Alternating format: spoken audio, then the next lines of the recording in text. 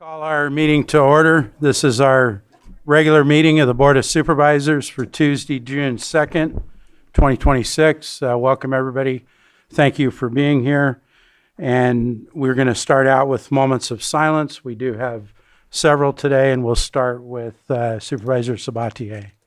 So I have two. Thank you very much. I'll start with the one that I have here in writing. This is for Mark Don Dillinger, born on March 31st, 1954 in Buffalo, New York, who passed away on May 14th, 2026 in Moscow, Idaho.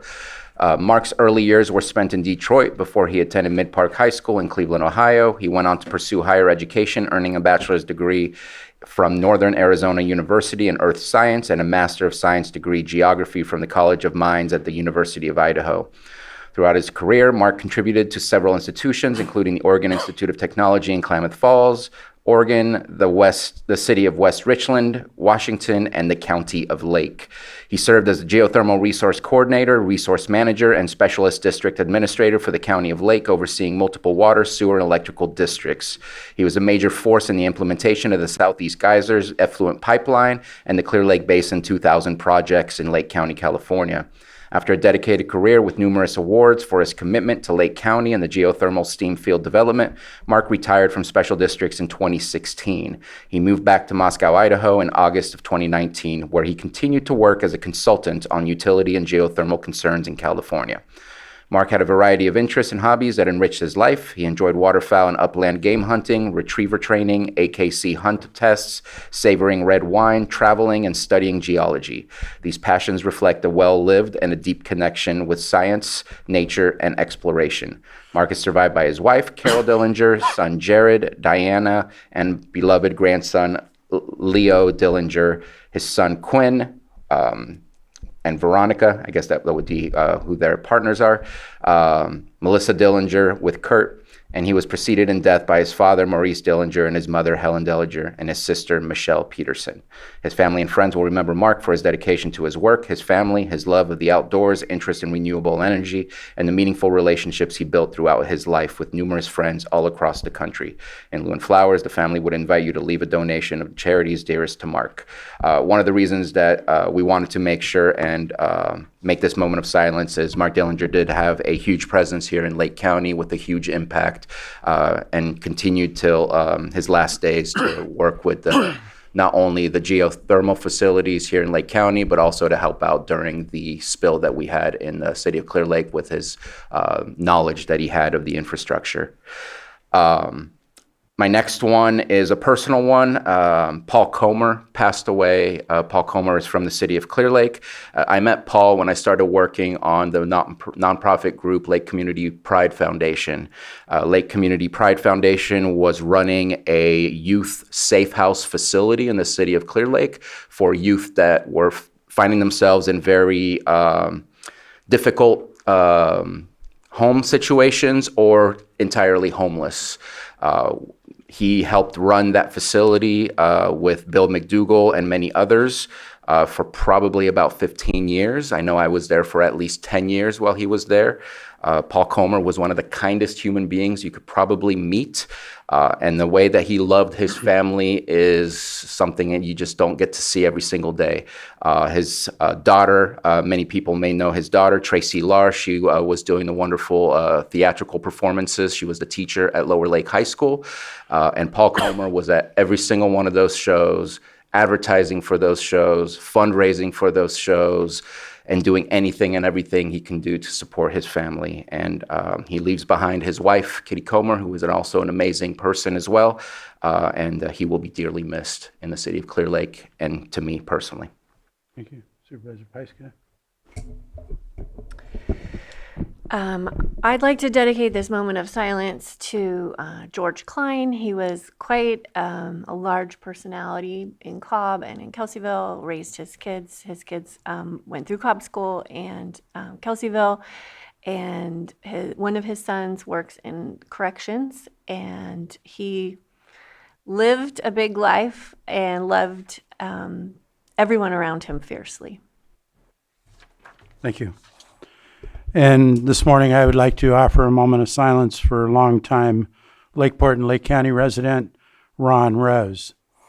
My fellow supervisors may not be aware, but Ron actually ran for supervisor on this board 2 times many years ago. From the time I got elected in 2024 until just earlier this year, Ron would call me on a regular basis to offer advice or give me historical information. Ron was lovingly known around the community. He passed away peacefully on May 7th, 2026, at the age of 91. He was born on September 6, 1934, in Santa Clara, California, to Luis and Blanche Rose. Ron lived a life filled with laughter, resilience, hard work, and unwavering love for his family. Ron proudly served this country in the California National Guard, enlisting at the age of 18 and serving until 1958. In 1957, he met the love of his life, June Bear, at Johnny Mac's Drive-In in Mountain View, where June was a car hop on roller skates. Their love story became one for the ages, and after Ron's honorable discharge, they moved to Lake County, where they built their beautiful life together. Ron and June shared an extraordinary 69 years of marriage. He lovingly referred to her as his June bug and June baby, and took immense pride in having her by his side. He was a hardworking and dedicated provider. He was a member of the Operating Engineers Local 3 union before founding Ron Rose Construction and later opening Ace Concrete. Ron believed deeply in hard work, integrity, and always providing for the family. Through the years, he helped train many young members of this community, teaching them skills that they still use in their employment today. He took great pride in mentoring others and helping people build strong careers. Ron had a lifelong passion for racing. He never missed an opportunity to watch his sons, Rick and Mike, race at the Lakeport Speedway.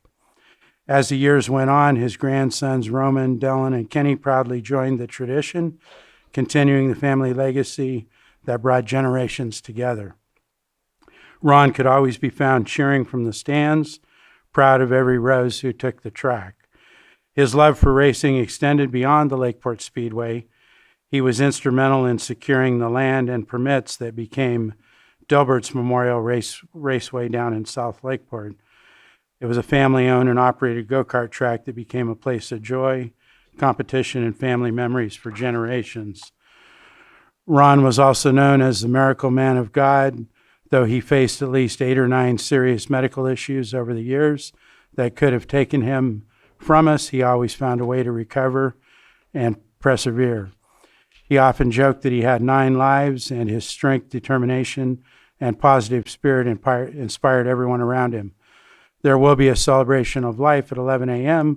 on Saturday, June 20th at Medina's Watering Hole in Lakeport, California. Thank you.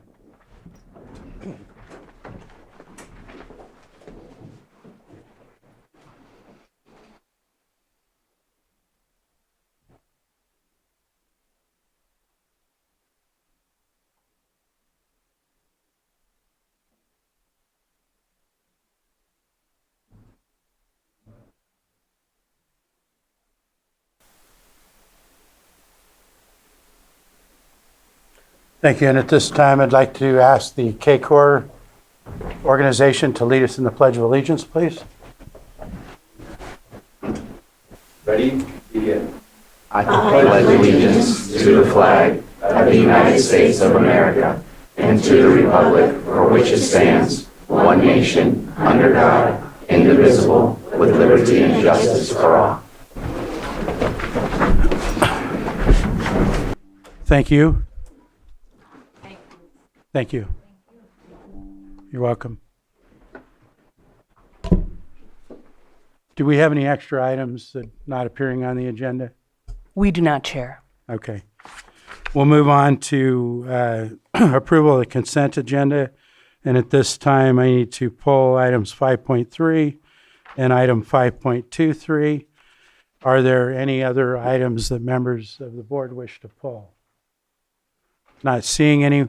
Is there anyone in the public who wishes us to pull any items for discussion. Any online, Carolyn? Not seeing any, I'll bring it back to the board for action. Chair, I motion to approve items 5.1, 5.2, 5.4 through 5.22, and then 5.24. Second. I have a motion and a second. All in favor? Aye. Aye. Opposed? Hearing none, that carries 5-0.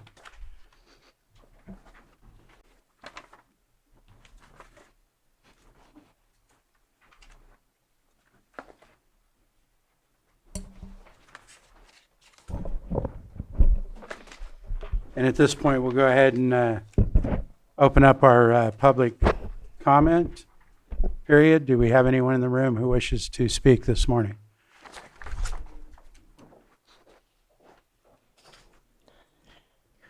Good morning, Board.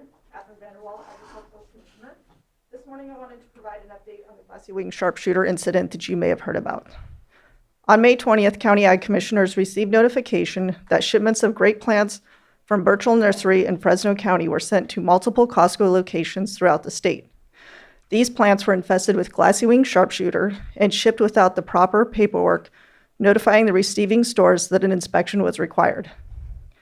County ag officials throughout the state responded to perform inspections at Costco locations. It was later determined that other fruit trees, including blueberry plants, were also shipped from this nursery. Glassy wing sharpshooter is an invasive insect that spreads Pierce's disease. This disease is caused by a bacterium, which then clogs the water-conducting vessels in the plant. This disease not only impacts grapevines, but a variety of other plants. Lake County is currently not known to have this insect or disease present in the county. As of June 1st, my staff have responded to 15 properties with plants purchased from neighboring Costco stores. My staff have been collecting these plants with the homeowner's permission and having them fully inspected at the office before properly destroying them. Additionally, we are placing traps at the properties and will be monitoring these traps on a weekly basis. So far, we have submitted 2 suspect samples to the state lab, both of which came back negative. Another sample was submitted yesterday, and we are waiting on the results. I would like to encourage anyone from the public who has purchased plants from any Costco location from April 21st through May 22nd to contact my office at 707-263-0217. Thank you. Thank you for providing that information. What was the last date? I'm sorry. What were the dates purchased? April 21st through May 22nd. Thank you. Do we have anyone else in the room who wishes to speak this morning? Yes. Good morning, everybody. I wanted to just share something about how things become the norm. Things become the norm through, this is the wrong one. Hold on. Darn it. Oh, well. All right. Well, I guess I'm just going to have to go with what I was going to say after this.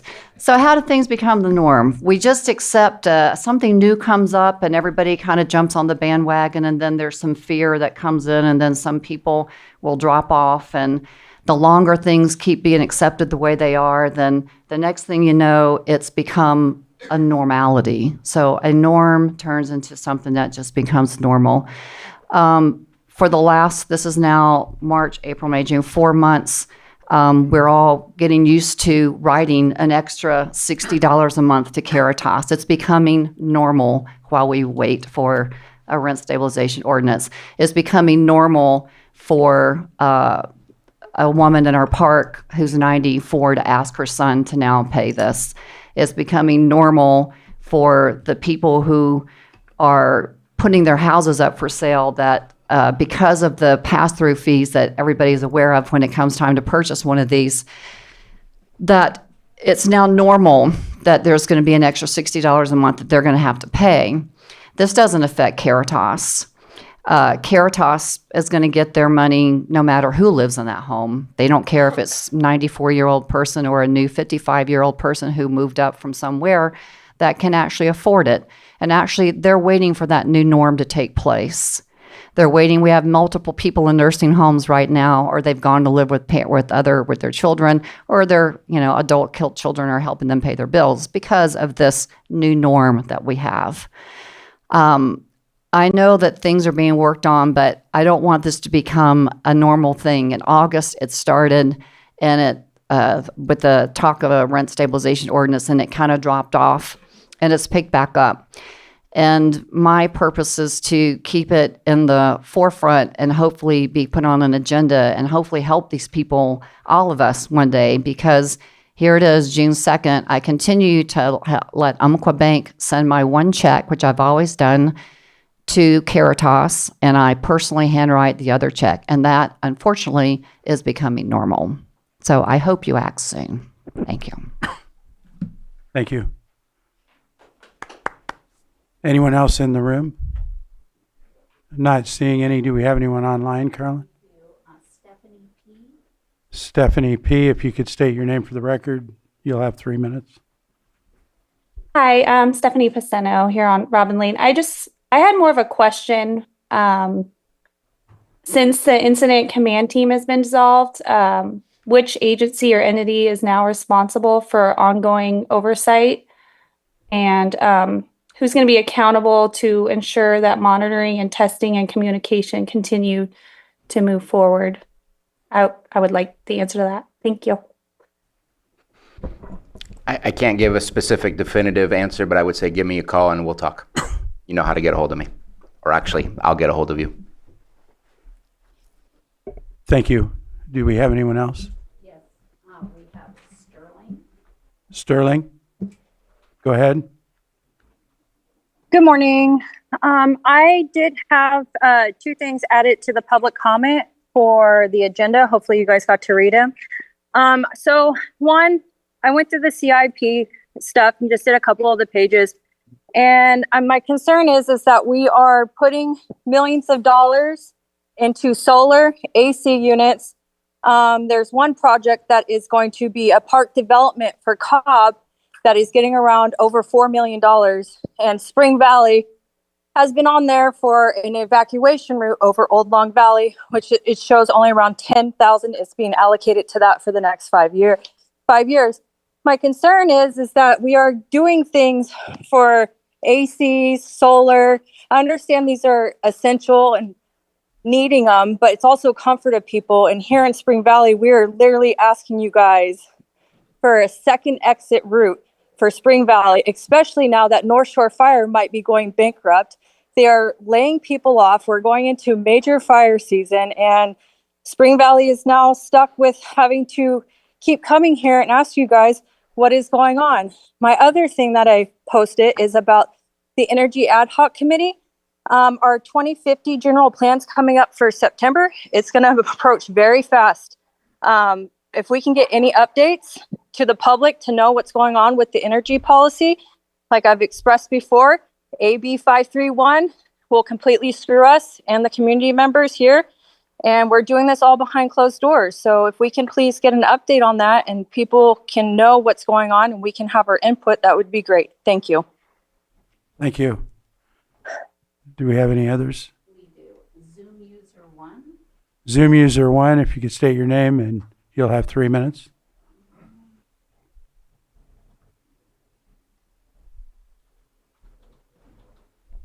Skyly Wall, Pillsbury Family Farms. And the more I participate in our local government, the more I understand why people call it the good old boys system. The good old boys system isn't defined by what is written in an ordinance. It is a mindset. It is defined by what is tolerated. It is defined by who is protected. And it is defined by which rules matter and which rules can be ignored. The public is expected to live by honesty, integrity, accountability, transparency, responsibility, and above all, respect for the law. Those are the values that our government demands from us. But again, what values are being demonstrated by the leadership of this board that chooses to defend bad government employees? We see concealment, deflection, selective enforcement, excuses, and protections of insiders instead of protection of the public. And those are not just the values of the department. This becomes the values that this government stands behind. When this board repeatedly defends conduct, ignores concerns, and tolerates behaviors that would never be accepted from the public, you are telling the people exactly what standards mattered in Lake County. The public has watched these concerns be dismissed, and we watched ordinance deadlines come and go. We watched as internal emails, internal memos, unwritten practices carry more weight than the ordinances and the policies and the penal codes that are supposed to govern this county. What good are those ordinance, penal codes, and regulations if they can be set aside whenever they become inconvenient for the government? What good are these policies if internal practices become the real law? What good is public participation if decisions have already been made behind the scenes? This is why the trust continues to erode when government says one thing and does another. Trust erodes when the rules appear to apply differently depending on who you are. The government earns legitimacy through its conduct, and when conduct no longer matches the principles being preached, people begin to question whether they are witnessing public service or simply preservation of power. As Malcolm X once warned, if you are not careful, those in power will have you believing the people asking questions are the problem, rather than the people who are refusing to provide the answers. Molehan. Thank you. Go ahead. Yeah, I want to just make a comment about last week's bomb threats that affected all the schools around the county. And I just want to commend our sheriff, command staff, everyone in the sheriff's office and across his team, everyone that works in the schools, the superintendents, the administration, the teachers. Everybody worked in one direction to ensure the safety of our kids and everyone that works on campuses. It was a big effort. As a parent, I was really grateful to finally get my kids home. And as an official sitting up here, I'm really angry that someone could cause that much chaos and disruption across our county. So thank you, Sheriff. Thank you to your team. And thanks to everyone who continues to prioritize the safety of our community. Thank you, Supervisor. And just to confirm, there wasn't anyone else online, Carolyn? No. Okay. I'm going to go ahead and close public comment, and we'll go to our pet of the week, who's here in the back.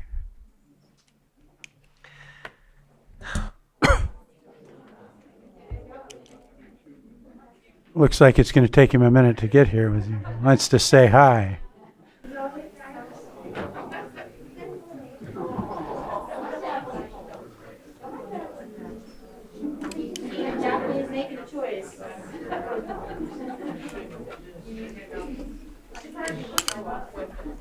All right, hi everyone. I'm Officer Real with Lake County Animal Care and Control. This is Jax. Jax is a 7 to 8 month old shepherd mix that we picked up down in Middletown. He's a happy boy, gets along with other dogs, and is an absolute cuddle bug. So if you guys are looking for an adventure dog, couch potato, anything of the sort, come on down to Lake County Animal Care and Control. We're at 4949 Helpless Drive right behind the jail. You say hi? Thank you. Any comments on pet of the week? He's definitely friendly. Yeah.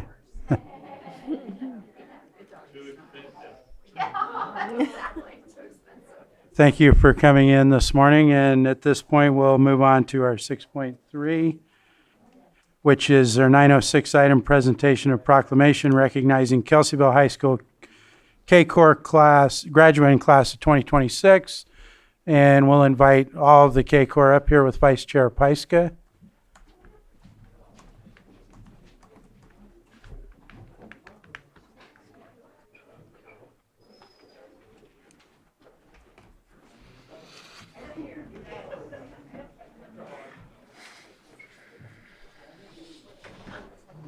Come on in. Make yourselves comfortable. You might need to go. I appreciate that you guys were able to make it here this morning, and I know you had to miss some classes. We've been scheduling this every other year so that we catch everyone as they come through the program. All right, we got to move down. Yep. Keep moving. We got a big class this year.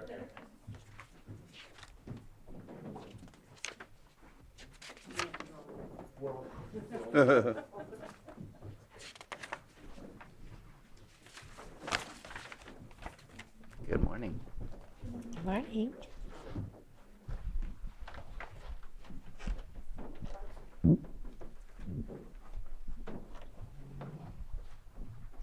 Guys, back up. Board of Supervisors, County of Lake, State of California proclamation recognizing Kelseyville High School K-Corps graduating class of 2026.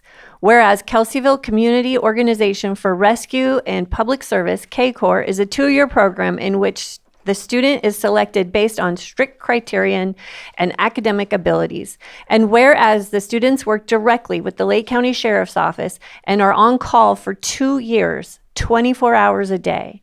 And whereas the members must show an ability to perform with a high degree of excellence and commitment. Whereas the senior members assist the K-Corps teacher, Mrs. Larson, with training the junior members. And whereas all members become trained in high-angle rope rescue navigational systems using maps, compasses, and GPS search techniques, including evidence, search and body recovery, leading to certification as a first responder. Whereas these Kelseyville High School students have self-initiative and demonstrate exceptional dedication to themselves and the community.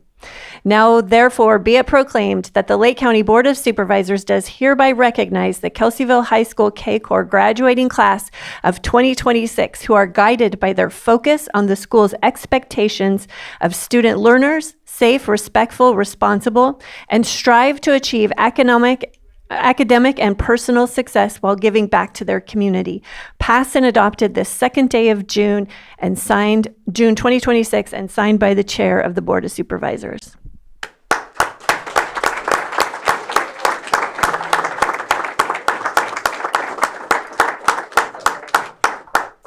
So I want to thank all of you for your service. You are always out and about in our community. I see you volunteering. I see you showing up in every way. I know you're on call 24/7 and you've been out doing some things that all of us don't know about. And thank you for that work too. And I do want to invite the Sheriff and Lieutenant Frace up here to say a few words. There was something that Lieutenant Frace said a few years ago that stuck in my mind, and I don't think I'll get it quite right. But he said the strength of a community is dependent on its volunteers. And you are that strength. And you are also our future leaders. So I hope that as you go out in the world, seniors, that you take this love of community with you wherever you go. And to the Greenies, you've had a great example this year. And I will see you next year at the award ceremony. Well, I'd just like to start with saying thank you. I don't get to often see you guys very often out there, but the work that you guys have done supporting the Sheriff's Office and our search and rescue team is phenomenal. We can't do that without you guys. Having you come out and support our teams in whatever capacity you do makes a difference in the searches that we're able to conduct and the services we provide to our community. So I thank you all for that. Appreciate that. Those seniors that are graduating, good luck in your future and whatever you decide to do in those endeavors. I do challenge you with this, though. You've now committed yourself to a bit of service in your high school career at this point, and I challenge you to continue that in your life. Service to your community and service to others is one of the best things you can do for yourself and your community. The pride that you have in that and the pride that your community gets in the service and the benefits to the community are huge. So I challenge you to continue that in your life. In whatever capacity you choose to do, please at some point continue the service to your community and your fellow citizens. Thank you very much. No.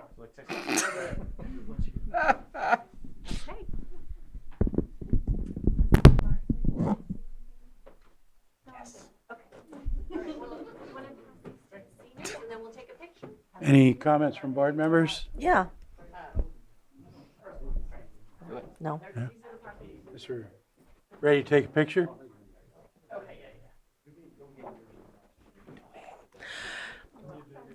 don't want to interrupt.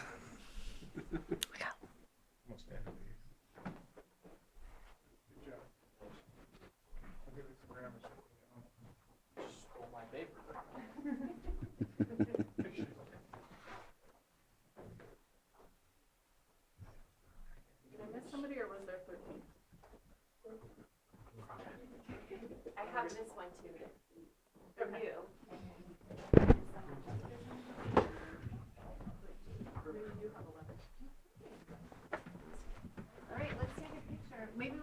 Why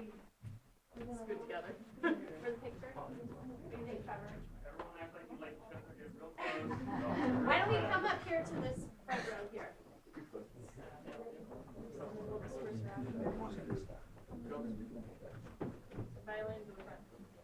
All right. Sure can't see you. Let me go in the back. Let me go in the back. All right, come on. Carolyn's in the picture. Get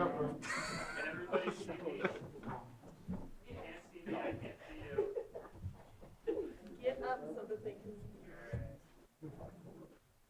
1, 2, 3. Big smiles from everybody. Perfect. Thank you.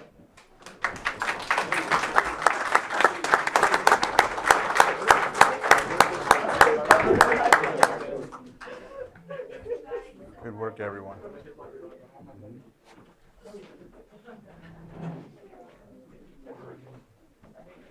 It'd be nice to see this expand to other schools. Yeah. It's a great program. It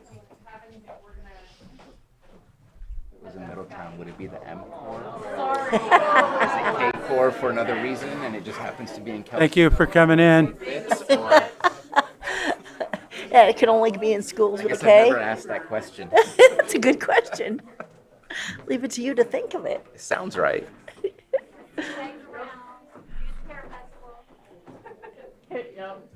You're leaving in your truck. I know. Yes, I will. And I'll never see you again.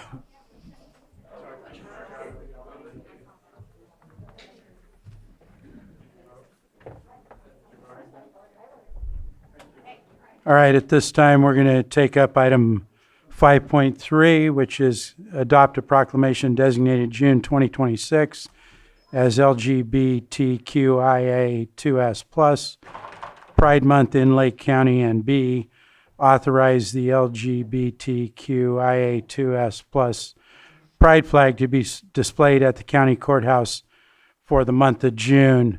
And the reason that we needed to pull this is because we've got a second flag, the America 250, that we're also trying to make sure we can get both of those displayed. And I think there's some options where we can figure that out to cover both of them. Do you want to go ahead? So I know there's been some understanding that we want to do something for the 250th birthday of the United States. So there's already a flag on our pole. Option one would be, can we double up the flags and have the 250th anniversary flag with the Pride flag on that pole? If it's not able to have two flags, because I'm not sure if that pole is rated for that, we do have a flag post, whatever it's called, like the one right behind us. We have two flags in our board offices. We could take one of those out and replace it with the Pride flag and put it in our lobby so that whenever people walk into our lobby. So that would be part A. Let's put it out for everybody to see when they drive by the courthouse. Part B, let's put it in the lobby with a simple flag that we can exchange for what's in our offices. Go ahead, Supervisor Vice President. Didn't we also put it on the wall before we had the other? There's another one on the wall already. If you look up, it What's says the banner? 1776 to Oh, yeah. 2026. It's a big Oh, we had that picture. banner? Yeah. Okay. Just saw it this morning too. I'm okay with doubling them up. I think that's fine. I don't know if it's appropriate. Well, one thing we don't know is if we don't know if the flagpole has the hooks on it or if it's rated for two flags at this point. And I don't know when we're going to get an answer on that. I think the third option would be splitting it and doing half of June and then putting the other one up. Well, then we're going into the 4th of July. Well, but if it went up at middle of June, it would be there for the 4th of July. The 250 would, is what I kind of like the idea inside. And the pole that was installed is specifically installed for, what's the right term? celebratory purposes like proclamations, the MMIP flag, and things like that. And so that's why the 250th flag, it's not a American flag, it's a specific celebratory flag. So to me, it's, if we can double it up, awesome, that's the priority. If we can't, let's go ahead and make sure we get something in the lobby to not just proclaim it today, but make sure it's seen throughout the month of June in our lobby in the courthouse. Yeah, I'm fine with that. We can just give those two priorities and staff can figure that out. Okay, let's open it up to the public. Is there any? Yeah, I heard you mention, one of you mentioned that because I remember with the MMIP flag, we put it up on the building before. Yeah, that's the one that right now there's a banner in that exact same space. There's already, okay. Yeah. Sorry. It just popped up. It just popped up. Okay, let's open it to the public. Is there anybody in the room? Not seeing any. Is there anyone online? No. So bring it back to the board for action. Mr. Guintavano, is it possible to do both actions, the adopting the proclamation and authorizing the flag, or is that two separate? That can be done as one motion, and then with under subsection B, the as it relates to the flag, your board may want to, as part of the motion, Be specific. Yeah.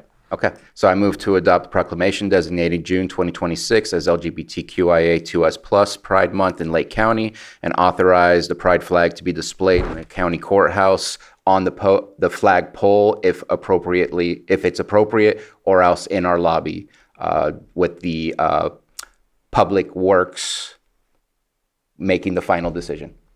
Second. I have a motion and a second. All in favor? Aye. Aye. Opposed? Hearing none, that motion carries 5-0. Now we're going to go back to our timed items, and 6.4 item 9:08 a.m., which is presentation of proclamation designating June 2026 as LGBTQIA2S+ Pride Month in Lake County. And everyone is welcome to join Supervisor Sabatier up here on the dais.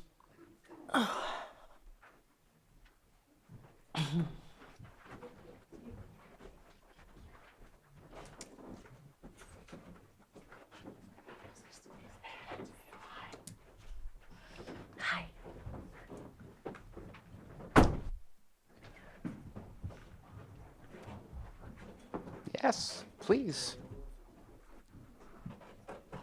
Pride allies are always welcome.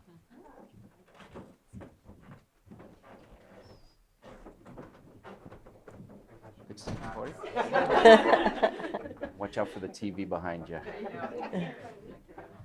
All right, thank you everybody for joining me up here, or joining us up here. Proclamation designating June 2026 as LGBTQIA2S+ Pride Month in Lake County. Whereas the United States was founded on the principle that all men are created equal, and the fulfillment of this promise has expanded over the years to cover all people. Some of the most inspiring moments in our history have arisen from civil rights movements, bringing one group after another under the umbrella of our most revered and foundational principle of American society. And whereas in the movement toward equal rights for lesbian, gay, bisexual, transgender, queer, intersex, asexual, LGBTQIA2S+, and the people of all gender identities and sexual orientations, a historic turning point occurred on June 28, 1969 in New York City with the onset of the Stonewall riots. During these riots, LGBTQIA2S+ citizens rose up and resisted police harassment that arose out of discriminatory criminal laws that have since been declared unconstitutional. In the 4 decades since, civil rights for LGBTQIA2S+ people have grown substantially, and pride celebrations have taken place around the world and in the United States every June to commemorate the beginning of the Stonewall riots. And whereas California has been a leader in advancing the civil rights of its LGBTQIA2S+ citizens, and while further progress is needed, it is important to recognize and celebrate the substantial gains that have been achieved. And whereas several of Lake County's local elected leaders have not only represented their constituents, but also the LGBTQIA2S+ community within Lake County. The Board of Supervisors also recognizes the many staff members who are a part of the LGBTQIA2S+ community and serve Lake County with distinction and honor.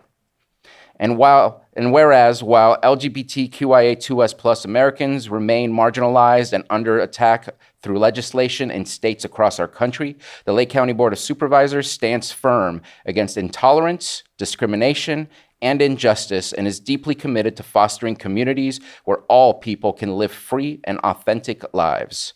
And whereas lesbian, gay, and bisexual communities within the Rural Association of Northern California Health Officers Region, 11 rural Northern California counties, face numerous disparities, elevated levels of poor health, increased smoking and heavy alcohol consumption, suicidal thoughts, higher poverty rates, domestic violence, and deferred medical care. Alarmingly, half of this community has seriously contemplated suicide. And whereas LGBTQIA2S+ residents in Lake County represent our families, our friends, our neighbors, our teachers, our employees, and our community leaders. Across all religions, races, and communities, there are LGBTQIA2S+ people helping our nation to become a more perfect union in reaching our ideals proclaimed in the Declaration of Independence, that all people are created equal and therefore deserve to be embraced and treated as equals. Now, therefore, be it proclaimed, the Lake County Board of Supervisors does hereby designate June 2026 as LGBTQIA2S+ Pride Month in Lake County and urges all to educate themselves on the history, struggles, and the many achievements of this community and celebrate the rich and vibrant diversity of LGBTQIA2S+ residents in Lake County. Passed and adopted the second day of June 2026 and signed by our board chair.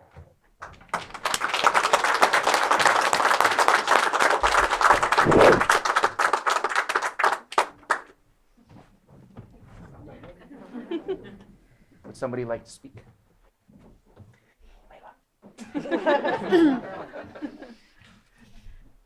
Good morning, everyone. Thank you to the Board of Supervisors and for everyone who's here today to,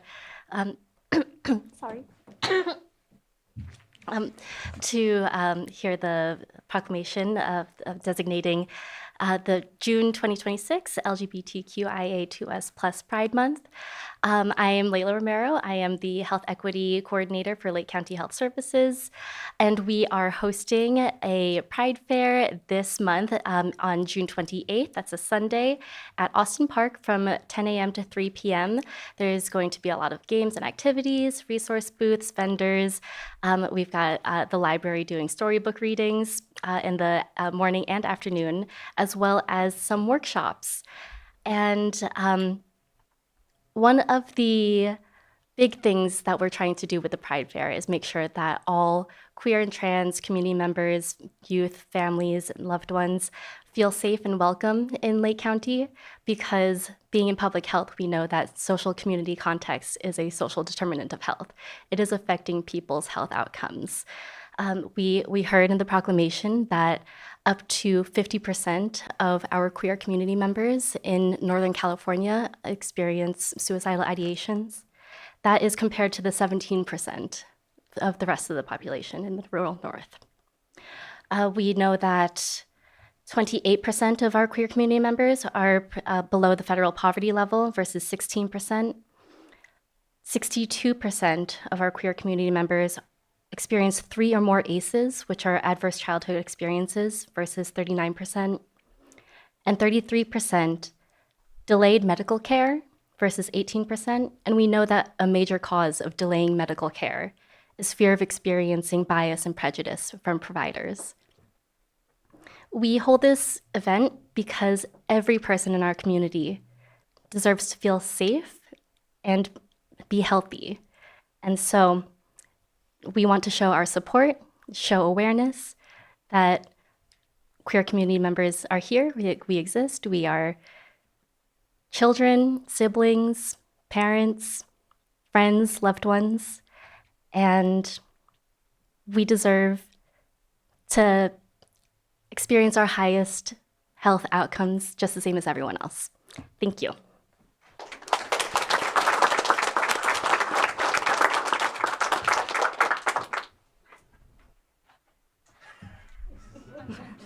Hello, everybody. My name is Raven Wilczewski, born and raised in Lake County, longtime resident. I just wanted to announce that the Harbor on Main Youth Resource Center with Redwood Community Services. We'll be hosting our 4th annual Pride Prom for LGBTQ plus youth in Lake County. That is the age range for the Harbor Youth Resource Center, which is 14 to 25. The past 3 years that we've been holding this event, we have had over 160 attendees, all of which were surveyed after the event and reported that they felt safe, seen, and heard during the course of the event. This year, it will be on June 13th at the Lake County Fairgrounds from 5 p.m. to 9 p.m. All youth who wish to attend just need to scan the QR code on our flyer or go to our Facebook page at RCS Harbor. It's going to be a great event. We have so many raffle prizes. The theme this year is Y2K, so we're throwing it back to 2000, the year that most icons were born. And it's going to be a blast. If anybody is interested, I've left some flyers up here for people to take. On the back side is all of our safety acknowledgments and policies and procedures for safety. This is just a amazing event that truly helps the LGBTQ plus youth in our community feel seen and supported in a space that is truly meant for them and welcoming to them. Thank you.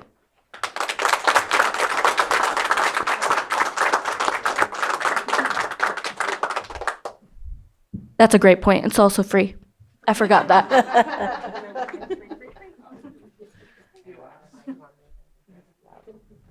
Board members? And we'll open it to the public. Is there anyone in the public? Not seeing any. Anyone online? No? And thank you for bringing this today and for being here. And I think we'll get a picture.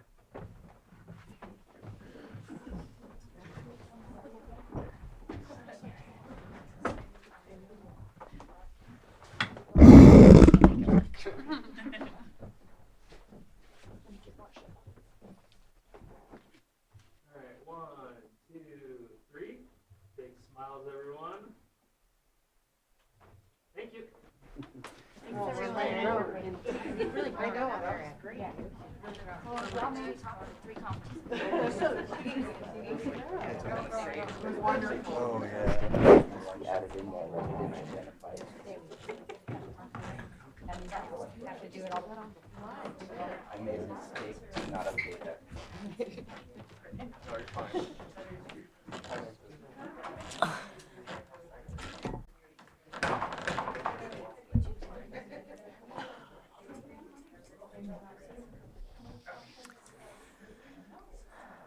And we're going to move on to our 6.5, 9, 10 item, which is presentation of proclamation designating June 2026 as Elder and Dependent Adult Abuse Awareness Month in Lake County, and Supervisor Crandall will be issuing this proclamation.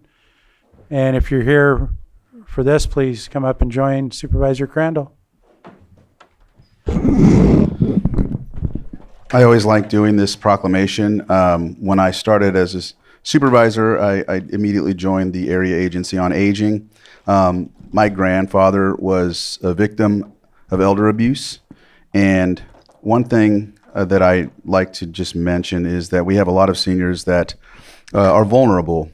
And there are a lot of seniors that aren't vulnerable. They're still, doing things today. They're still, independent, and, they handle themselves well. But, a lot of people in their lives, they give their all to their work. Their body and their mind sometimes deteriorates, and that's just the way of life. And so, unfortunately, there's just people that prey on these folks. They get lonely, they don't have family, and so there's people that know that and take advantage, and that's sad. But this is why we do this, and this is why we remind each other that we need to check on our seniors and elders, and we need to help when you see someone being taken advantage of. So I'll read this proclamation. Designating June 2026 as Elder and Dependent Adult Abuse Awareness Month in Lake County. Whereas Lake County's elders and dependent adults are valued members of our community who deserve to be treated with respect, dignity, and compassion. And whereas elder and dependent adult abuse, including physical, emotional, financial, and neglect, is a serious and often underreported issue that affects individuals, families, and communities.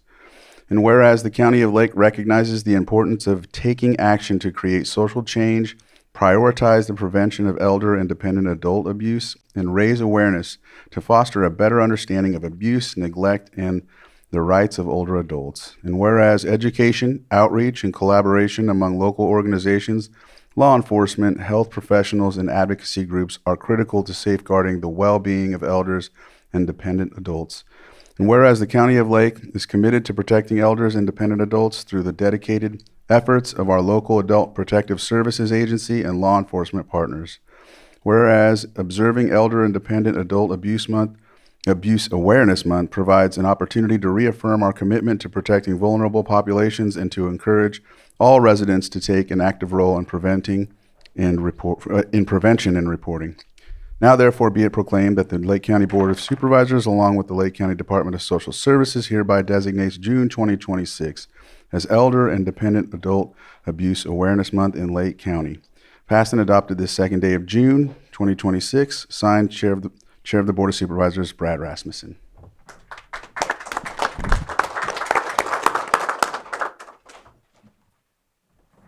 Thank you, Supervisor Crandall and Board, for this proclamation.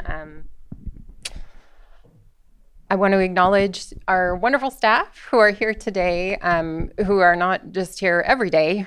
I mean, not just here today, they're here every day supporting our elderly, disabled, dependent adults, protecting them. They're a truly dedicated team. And with your partnership and the partnership of the community, our goal is always to keep the elderly and disabled safe. So within our adult services branch, we have several different groups of staff working towards those efforts. We include in-home supportive services, helping folks remain in their homes safely instead of entering long-term care.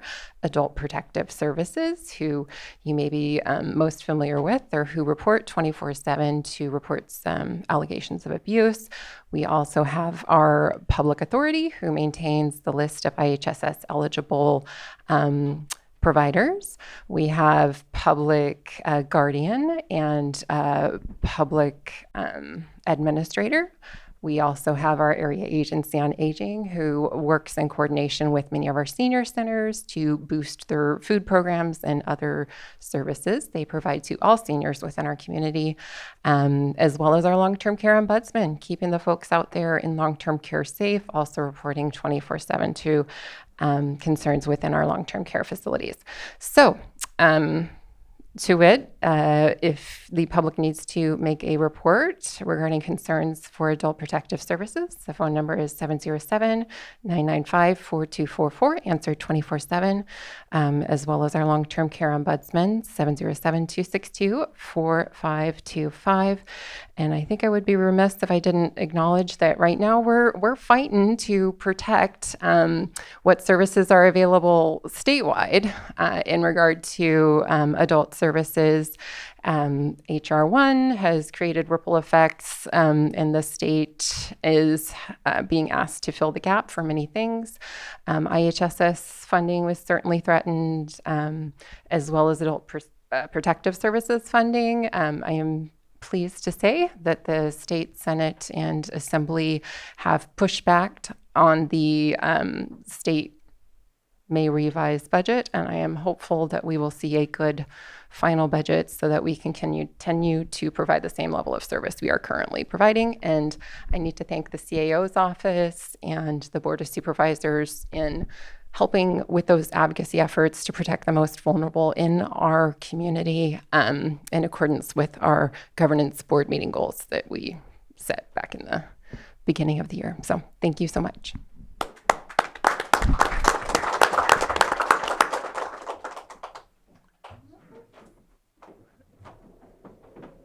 Hi, I'm Amy Szymanski. I'm the Deputy Director over the Adult Services Branch. I think Rachel covered most of what's going on, but I just wanted to throw in another acknowledgement towards the community, towards the board for their advocacy during these hard times. And Rachel always being out there in our corner.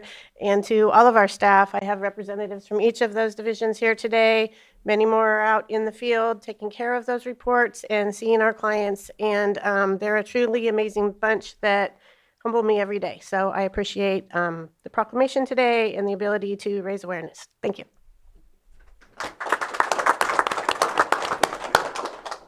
Anything from board members? Anybody in the public? Online, Carolyn?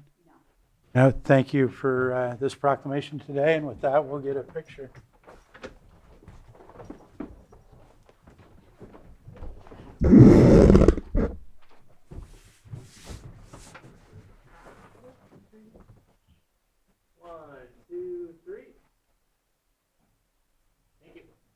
Thank you, everyone. I know. Up here.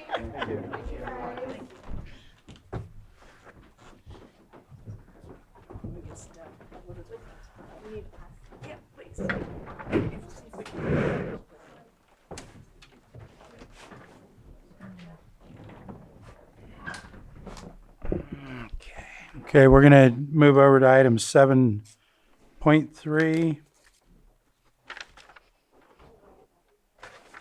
which is consideration request to schedule a special meeting workshop regarding behavioral health, fiscal stabilization, and reform readiness. And I believe we have behavioral health services online. If we could pull them up, Carolyn.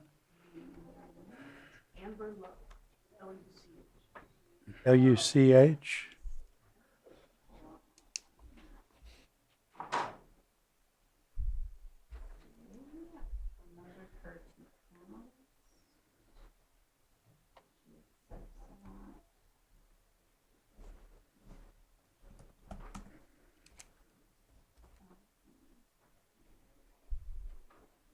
Good morning, board. Can you guys hear me?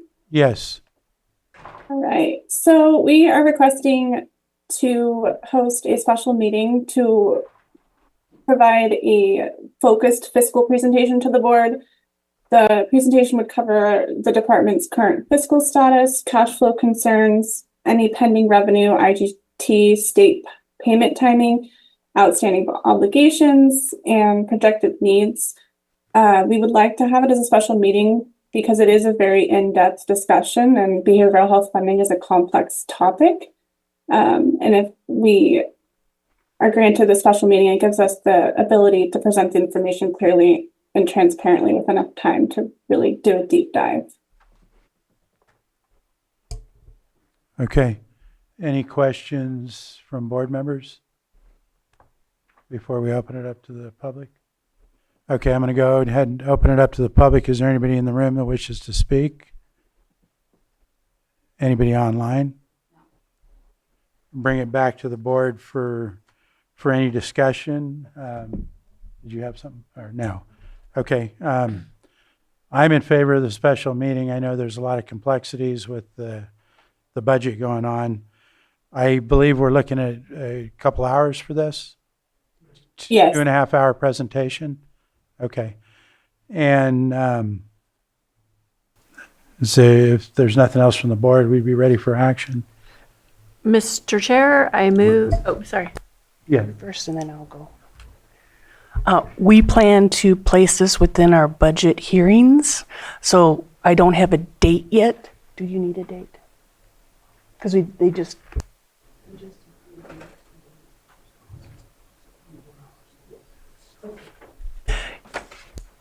Yes, we'll notice when we decide what date it will be of those 3 dates. We'll properly notice it. Okay. Thank you. So 15, 16, or 17? Okay. Okay. Ready for action? Yeah, Mr. Chair, I move that we authorize the scheduling of a special meeting of the Board of Supervisors in June 2026 for a behavioral health fiscal stabilization and reform readiness workshop with the date and time to be coordinated by the Clerk of the Board, County Administrative Office, and Board Chair. Second. I have a motion and a second. All in favor? Aye. Aye. Opposed? Hearing none, that carries 5-0. Thank you, board. Thank you. It's not 10 o'clock. 30 seconds. It will be. Do you want to take up the other polled item? since it's related to the same department first? And I think it's coming back a different week. Yes, Oh, sir. We can take it 5.23? up, and it's to be Oh, that's- continued to a date to be determined. Okay. So we can, I guess, just wait a few more seconds. Which one's being continued? We're going to handle item 6.6. You guys can start coming up. It'll be 10 o'clock by the time. Sorry? It's time. It's 10 now. The internet says it's time. Okay. My iWatch now says 10. So I'm going to call item 6.6, 10 a.m. hearing, setting as the Lake County Sanitation District Board of Directors. Consideration of second reading of an ordinance amending Section 721B of the Sewer Use Ordinance Appendix A of the Lake County Ordinance Code, increasing sewer use fees for South Lakeport, Land's End, and Reeves Point, AD 9-1 and AD 9-3. And we have special districts and our consultant here. I'll turn it over to you, Director. Good morning, Board. So this item was the first. I don't think your mic's on. Mike, It's on. Yeah. is it? Is that working, Sam? I can just talk loud. Is it working? Oh, okay. Good. Yeah, it's totally different. Huh? So this item came before you a couple weeks ago where we gave you the presentation of the rate study. We went through, some adjustments were made. This ordinance before you is a second reading, and it does reflect all of the changes, smoothing the rates a little bit without violating any of the overages per year. Both Allison, our consultant, is here, as well as Jesse, if there's any additional questions. Okay. Do we have any questions from board? No, I just have a comment. I am going to support it, as I had mentioned, brought up the 50%, changing it. It's just really unfortunate. I don't like it. And I just do wish that we'd had more of the rate studies from like areas. And so as long as this is absolutely necessary and needed, we're going to have to go with it. Supervisor Sabatier. I appreciate that there's flexibility to the point that we were able to make some of the changes that we did last time. It feels a little bit better, even though in the long run it really is the same thing. So I do appreciate that part. I do have one comment and one question. One comment is I completely feel and understand my colleague in her expression of the difficulties when we don't do these every 5 years, that it's that much more of an increase. But I still believe in my heart of hearts that the concept of consolidation between districts is going to help to level things out, where a district of 200 people cannot possibly afford to pay for the same type of infrastructure that thousands of people, if not tens of thousands of people, are paying for. So to me, not consolidating under one umbrella, because that's already done, but consolidating it financially so that we have more stability. And my example for that is like the large wildfires that we've experienced, to support yourself by yourself as one entity versus the rest of the county being able to support you to come back to life and rebuild that community is a resilience that we still don't have at this moment. There were some changes due to the major fires that we've had, but I really feel that that is our next steps in helping level out the cost and being able to build resiliency between systems as well. So that's my comment. My last question, I was just reading through it and I hadn't noticed it last time. Why is there no difference in cost between a school with a cafeteria and showers and a school without a cafeteria and showers? It seems, I guess, awkward to even have the separation if there's not even going to be a difference. And you would suspect if there's showers and cafeteria that more water would be utilized, therefore more sewage, but it is the exact same dollar amount rate for both. Yeah, that's a good point. Our goal was to simplify and consolidate the rate structure, so to kind of merge those two categories. And I will point out that the Land's End system doesn't even have a school. I figured that part too, but I also want to make sure that it feels fair if one decides, like a charter school, you never know, starts out, that it just doesn't feel right that both of those are identical when obviously there's a different water use, therefore a different sewer use that would come along with that. So just putting it out there, I realize there's no impact today, but it's just something I recognized and wanted to at least put out there. Yeah, and one other quick comment. Usually we do like 5 gallons per day per student for an elementary school with no showers, no cafeteria, and then 10 gallons per day for usually high school with showers and cafeteria, and we picked the midpoint 8 gallons. So we were kind of averaging the two potential estimated sewer flows. Okay. All right, and I just want to say, I mean, this district is in my district. I still think it's unfortunate that others didn't do rate studies for, I don't know, I think this one was 15 years, 16 years. So that's very unfortunate. I know my constituents were concerned about the high amounts, and so I am grateful that we were able to come to a resolution and I guess reverse those numbers so that the lower end would be the one starting now, because I did have a hard time, putting those high increases on my constituents, but at the same time, after 16 years, we can't not do anything because that district would go bankrupt. It would not have the money to operate, and that could put us in a really worse situation for the folks down there and the county, because we'd be asking ourselves as the board for more money to fix those problems. So that's why I'm supporting it, because it's necessary. Supervisor Owen? The 73% moving down to 50%, because you guys had originally had it at 73, we moved it to 50, and then broke it out a little more over time. My question is, if we're able to, and I'm not sure, I hope we're looking at consolidating, as my colleague Mr. Sabatier had mentioned, where the rates throughout the county are more even. I surmise at that time we'll go back and revisit if we're able to get that done. Question. Yeah, so we've applied for a grant to look at consolidating water and wastewater, primarily in the Kelseyville, Soda Bay, that would be Corinthian Bay, Finley, all those areas as well.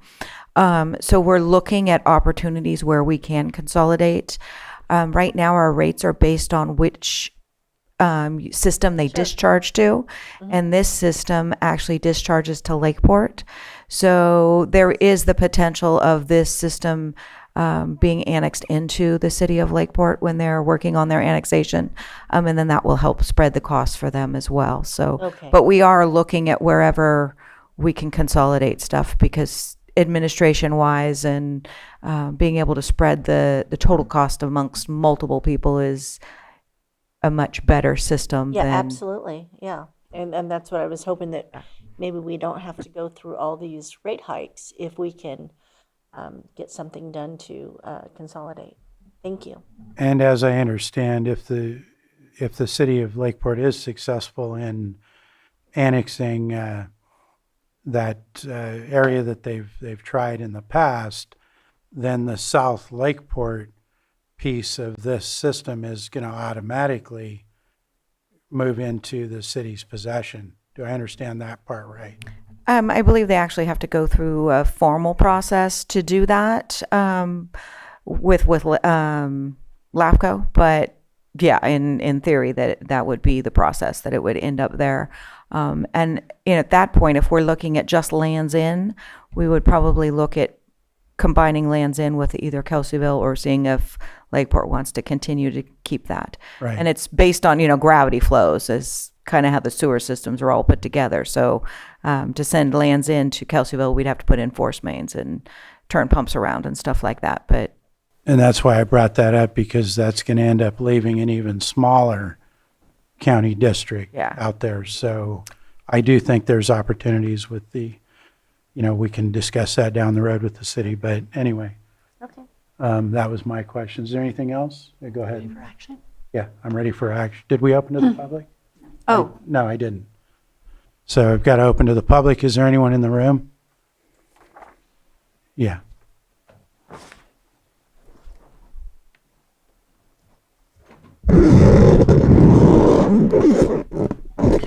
Good morning, Board. Tom Lasik. Yeah, just a couple things listening to the conversation. A lot of, gee, wouldn't it be nice if we did X, Y, and Z? I would recommend making that a more formal direction to special districts, that you want to see risk pooling, that you want to see certain things happen so that they can come back with something that does incorporate that. I do think the risk pooling is a good idea. As already mentioned, a group of 200 households or whatever the number is on a completely different order of magnitude as someone that's, several thousand, as Mr. Sabatier mentioned. And the idea that all of those problems will happen in all those districts in the same year is probably a lot lower than, and you do have the opportunity, if the laws and the ordinances and the regulations allow it to pool that risk and make it lower for everyone. And I believe direction has been given, hence why you're going for the grant. Yeah. okay. Mr. Chair, sitting as the Lake County Sanitation District Board of Directors, consideration of the second reading of an ordinance amending Section 721B of the Sewer Use Ordinance, Appendix A of the Lake County Ordinance Code, increasing sewer use fees for South Lakeport, Land's End, and Reeves Point, AD 91 and AD 93. Mr. Chair, if I may. Yes.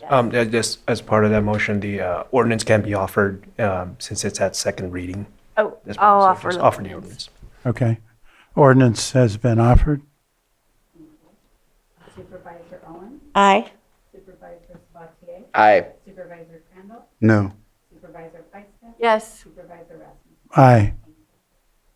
That carries 4-1. Thank you. And go ahead, CA. Well, let's take a 5-minute break. Thank you, Susan. I was thinking along the same lines. Okay.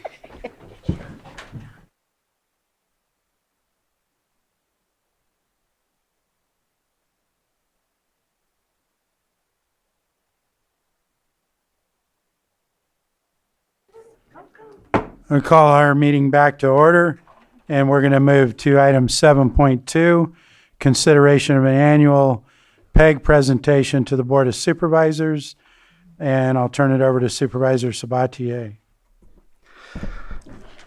I am sharing my screen. Let's see here if I can. Perfect. So every year, Lake County PEG TV needs to do a presentation to all jurisdictions. So I've done one already for the city of Lakeport and the city of Clear Lake. This presentation is slightly altered. I know I received a request from Vice Chair Pyska for specific information. So I made sure to provide that information in this report. This is part of our normal agreement that we have between both cities and the county with PEG, is to do this annual presentation. And this annual presentation, I'm projecting Ed Roby's thoughts. This is how we get paid by doing this presentation. Typically, Ed would walk away with a paycheck for PEG TV. And so we'll explain some of that as I go through the presentation. Let me move this first. There we go. So we do have a couple new members. We've been changing. Elections Matter makes for some change, but still have an exciting group. From the city of Clear Lake, Mary Wilson is the representative. From the city of Lakeport, Christina Price is the representative. I represent the Board of Supervisors on the board. Kevin Mack, who works for Lake County Office of Education, who is involved in the IT portion of the agency, is one of our education representatives. And at large, we have Tom Lasik, who has joined us recently and has taken an important role in one of the projects that we're doing. Our station manager, I am sure you've all seen him at your town halls, Thomas DeWalt. And our chief editor is Cheyenne Blue, and both work hand in hand on what's happening behind the scenes and support one another in what's happening in front of the scenes. Let me see here. So I will be talking to you guys about this current fiscal year's budget.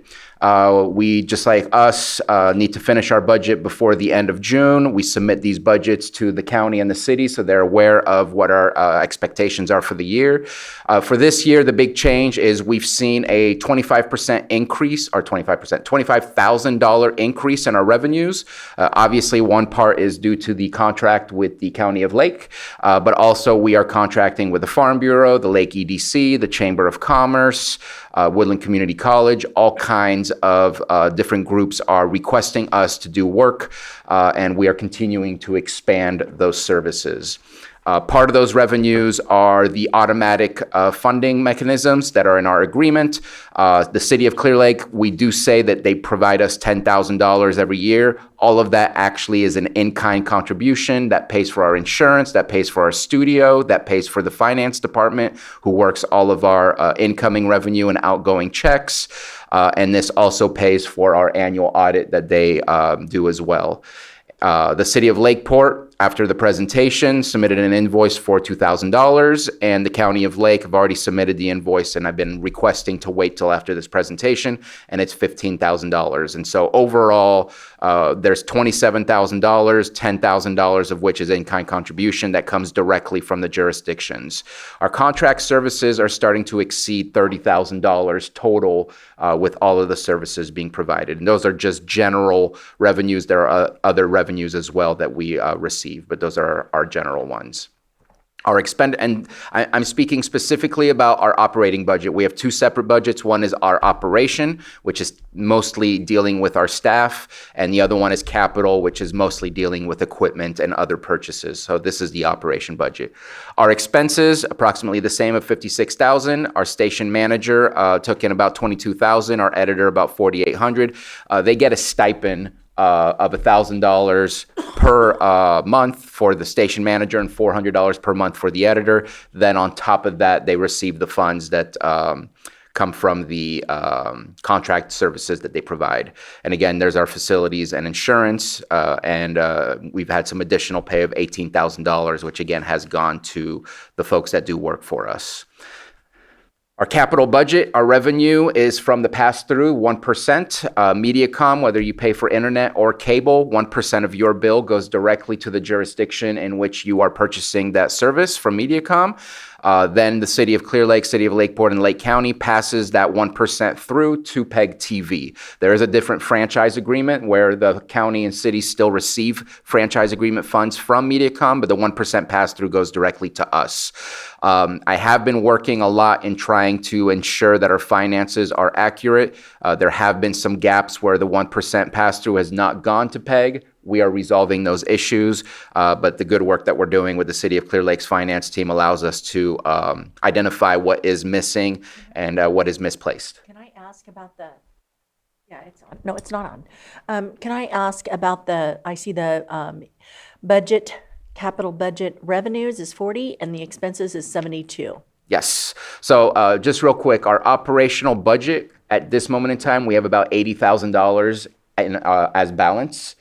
And in our capital budget, we have about $250,000. So part of the reason that and we're actually probably going to spend about $20,000 in equipment this year. We've changed, because we made an agreement, and I'll talk to it later. You got to a question ahead of my presentation. But we have sat down with the Soper Reese Theater. We want to see a partnership between the Soper Reese Theater and PEG TV, where we're able to do videography work during their events that they provide at the Soper Reese Theater.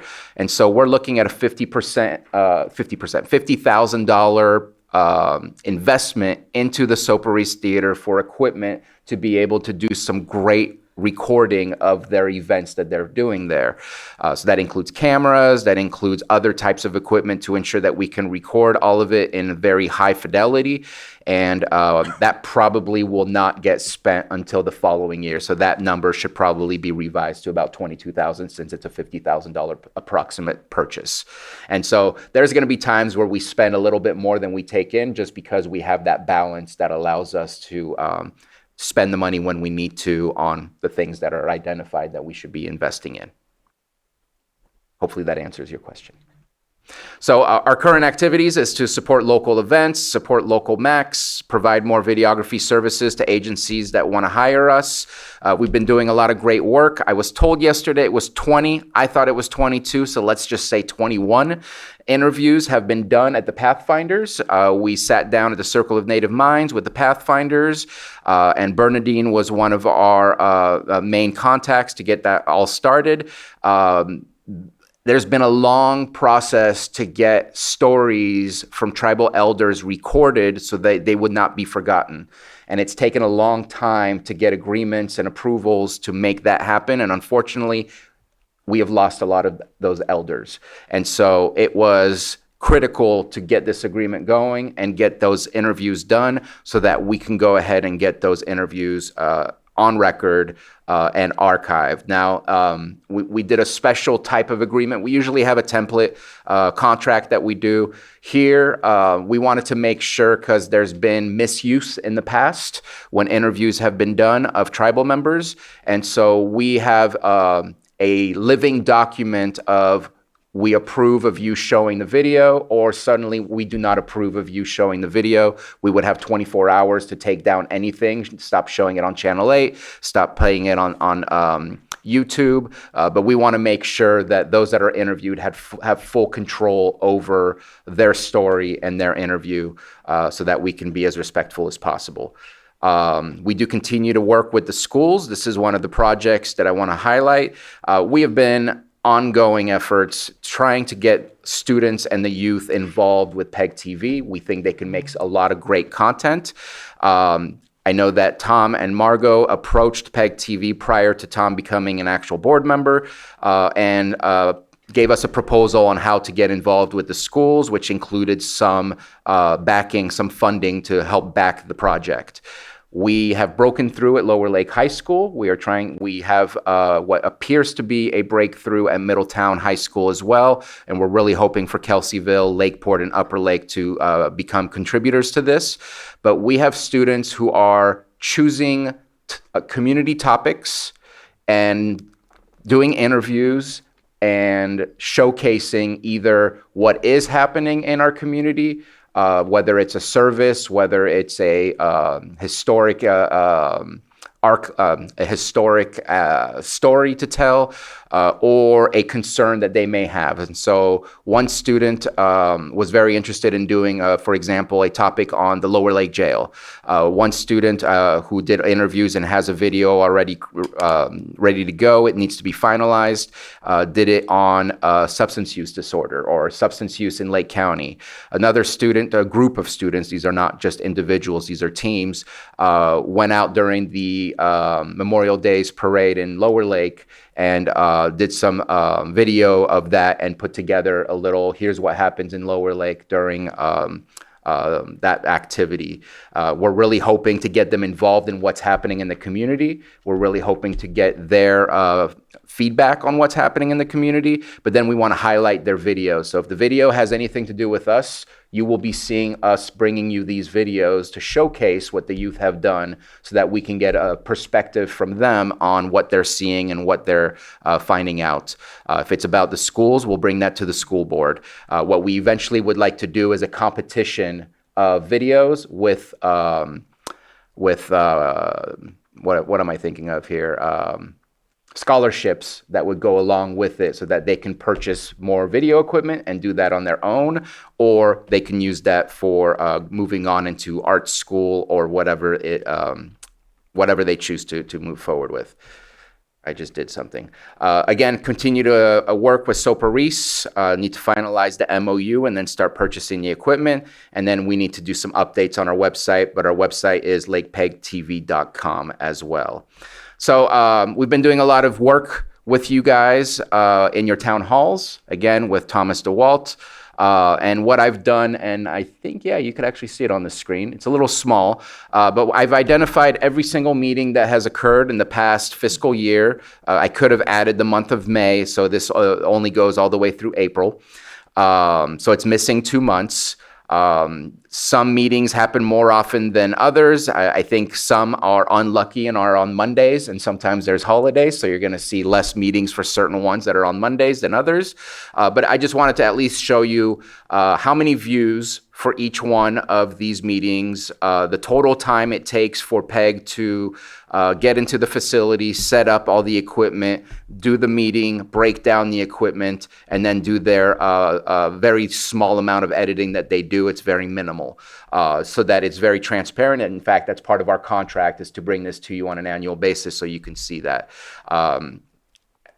On average, the views are not enormous. We're not going viral with these things, but the fact is people are watching them. People are using them as archival videos, whether they missed the meeting and they're trying to catch up, or whether they're trying to remember what was said or what was done within the meeting. There is activity with, I think, our highest views being 173 for one of the Cobb Area Council meetings. And overall, number of MAC recordings was 76. Total time of 343 hours. Total recording cost was $13,720. The equipment lease cost was $3,800. So all the way through April, the overall cost was $17,520. I will be working on a negotiation with the county for the fact that as of last night, we did approve our budget. And with the budget, we did approve a new fee structure and a salary schedule. We have not provided increases to our PEG staff in quite some time.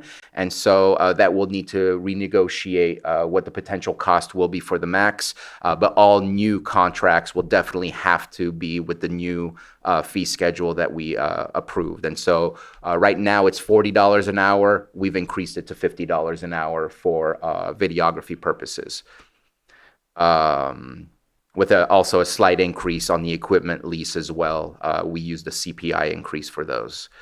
And so future activities, we want to continue to increase our operational budget revenues because those are the most flexible revenues that we can use. We want to increase viewership. We want to activate Lakeport PEG Connection. We have a live feed coming through here. We can see it on the monitor above Sam's booth. We want to activate Lakeport. It's been a very long time coming, but what we've done is we've changed things in a way that everything is not on Thomas or Thomas in the chair of PEG. We have delegated different activities. Tom is kind of taking the lead on the youth project. Christina Price is taking the lead on the Lakeport Connection project, and so on and so forth. That way everyone is working on something. And we do need to also reactivate Clear Lake's PEG's connection because at one point, due to changes in technology, that was disconnected. We want to pursue partnerships. We think that we will be more successful with bigger and stronger partnerships, and we are starting to seek out grants in order to complement the funds that we already have so we can continue to do more. And that is my presentation, and I am open for any questions you may have. Go ahead, Supervisor Crandall. No, I just, not really questions per se, but just gratefulness.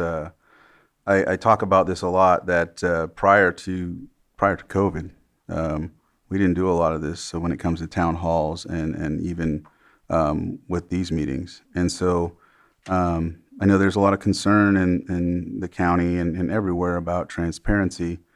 But I have to say, as a planning commissioner in 2016, when we were mailing tapes to people in full packets rather than posting them online, we're a lot more transparent this decade than we were last. And so seeing all of this work that PEG's been working with us on, and then just my town halls, I used to have to do it on my own. I had to be the supervisor giving updates and be the Zoom guy. So to be able to come into the meeting and concentrate on that is very special to me, because now I get to just interact with people as a supervisor.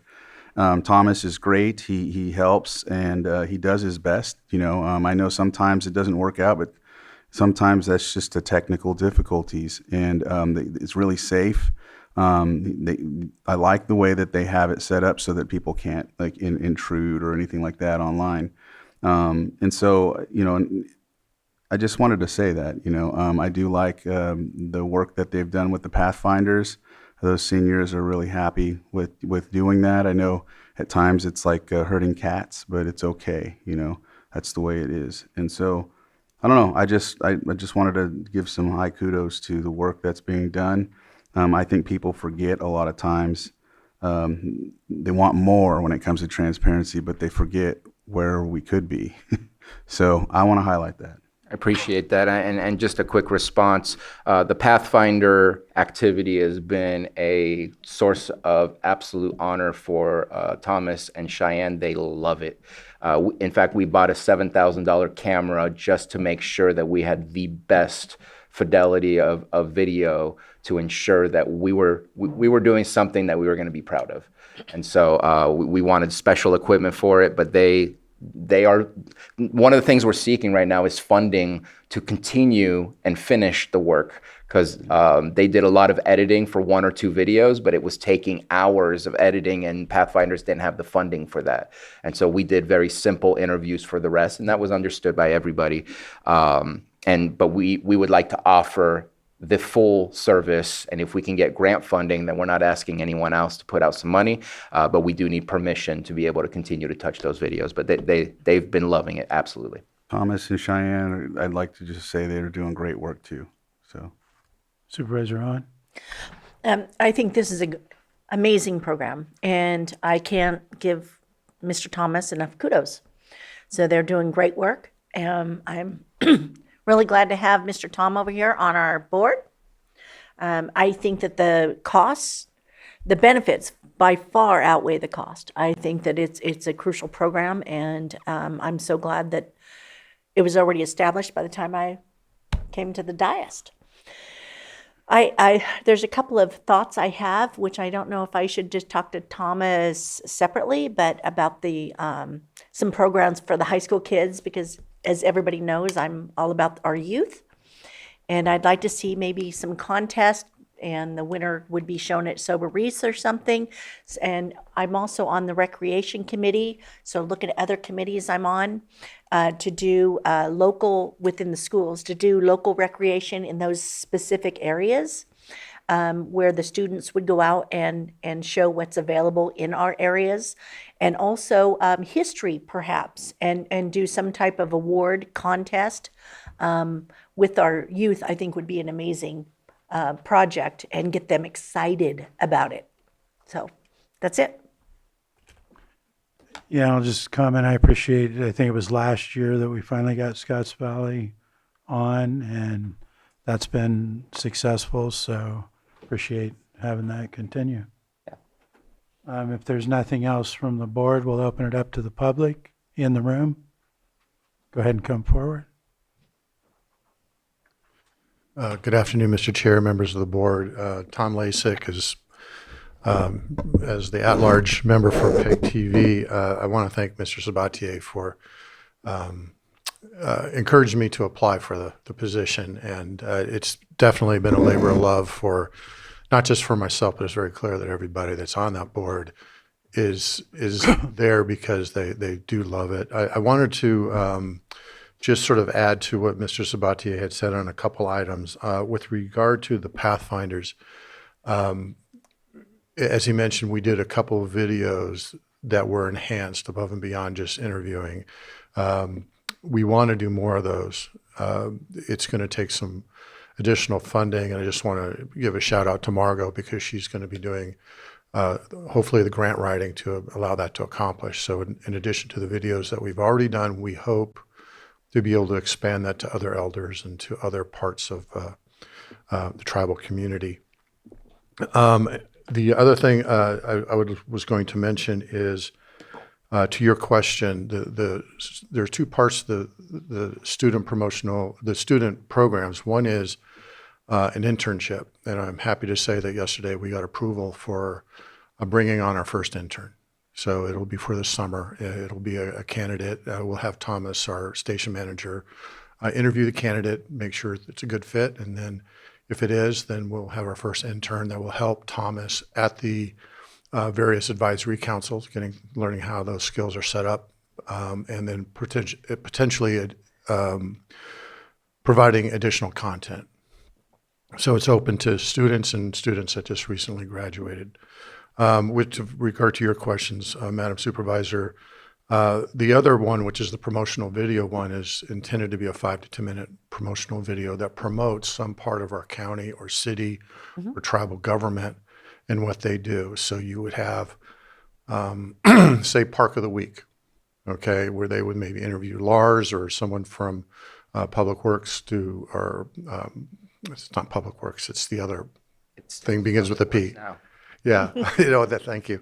Or if it's something like invasive species, they might talk to someone from the Ag Department or from Water Resources or something like that. We will provide them a list of topics. We'll work with the city and the county to line up interview subjects. They will pretty much take it from there and work with the interview subject, create the story, create the content. And I gave them a list of 4 pages of suggestions. They can also come up with their own.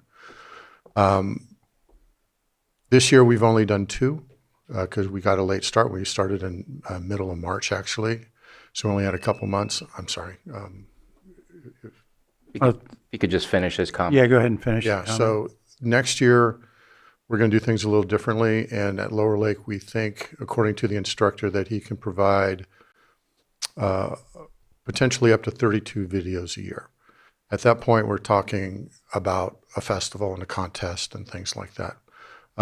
Especially if we can get other schools. I am working with Middletown High School. Unfortunately, it's the end of the school year, so we'll do it over the summer. But hopefully, by the time New Year starts, we can get things rolling.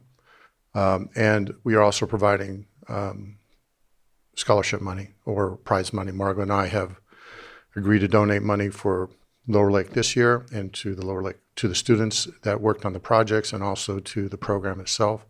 And we will personally help invest in that. Thank you. Thank you.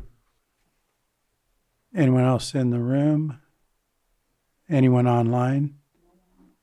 No one online? Bring it back to the board and go ahead, Supervisor. Yeah, I just want to add something. I think we've been growing tremendously in the last 3 years, and I hope that we continue to do so. And I see PEG in such a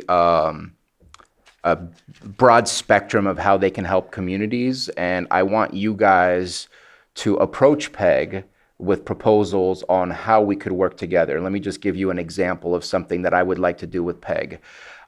We have some amazing downtowns, and we have some amazing festivals that happen downtown. What's difficult is to have a broad audio system that is able to reach everywhere in that downtown. So typically you'll have like one area where the main DJ or where the main commentary happens, but not everyone can hear it once you're like 100 feet away, right? Or else you'd be blasting the people where the DJ is. And so we've looked into and we found, and it's about $15,000 to $30,000 depending on the size of the main street or the downtown area, where we would put a Disneyland style main street speaker system that zigzags all through the downtown area, where one dedicated device would send out the audio so that it would provide audio to the entire street. So if you're saying clear out the street for the parade, it would be everyone can hear it. It has a dual effect. You can use it for the celebration of community, obviously, when you're having events, but you could also use it during emergencies when you're trying to talk to everybody in the downtown area and telling them what they need to do for their safety. So there's multiple reasons. I'm just giving that as one example because PEG can be involved in the events of what is happening because we can get content from those events. Be creative, approach PEG. We have funding. We would love to work with you guys to enhance your communities in ways that makes people happy and brings people to your communities. So just want to end it with that. Thank you. And if there's nothing further that was present, we didn't need any action, I don't believe. So we'll move on to... Other than the finance team signing a check. Did we need to, you had mentioned that the costs are going up. Do we need to make that adjustment and vote to increase that? That will need to come as an amendment, and I need to have a conversation with the county because it's not an automatic, it's a negotiated contract that already exists. Okay. Okay. All right. But yes, that would come back to us. Perfect. Thank you. So that concludes that item. We're going to move on to our 7.4, which is consideration of the following advisory board appointments: Big Valley Advisory Council, the Law Library, and the Lower Lake Cemetery District. And I believe as we've been doing, we can go through these all and then open to public and then come back with one motion for everything, or do we need a motion for each one? Thank you, Mr. Chair. So it would be a motion for each entity or each committee. Okay, all right. So I've read off the item. We'll go ahead and start with, in order with the Big Valley Council. And I will start that pursuant to the BVAC bylaws, I believe Jeff Brand and Daniel McIntyre are best suited to take on the roles of the two non-alternate vacant positions for BVAC board. While I recommend Jeff Brand and Daniel McIntyre should be selected for these seats, it's also my recommendation that the board give more time for applications to be submitted for BVAC's consideration for the remaining alternate position. That would allow since the BVAC board was a board of 3 people at the time and considered a few applications, providing more time for submission of applications would allow a full BVAC board to consider that final position. So if there's any other comments on that one, if not, we can move to discussion on the Law Library.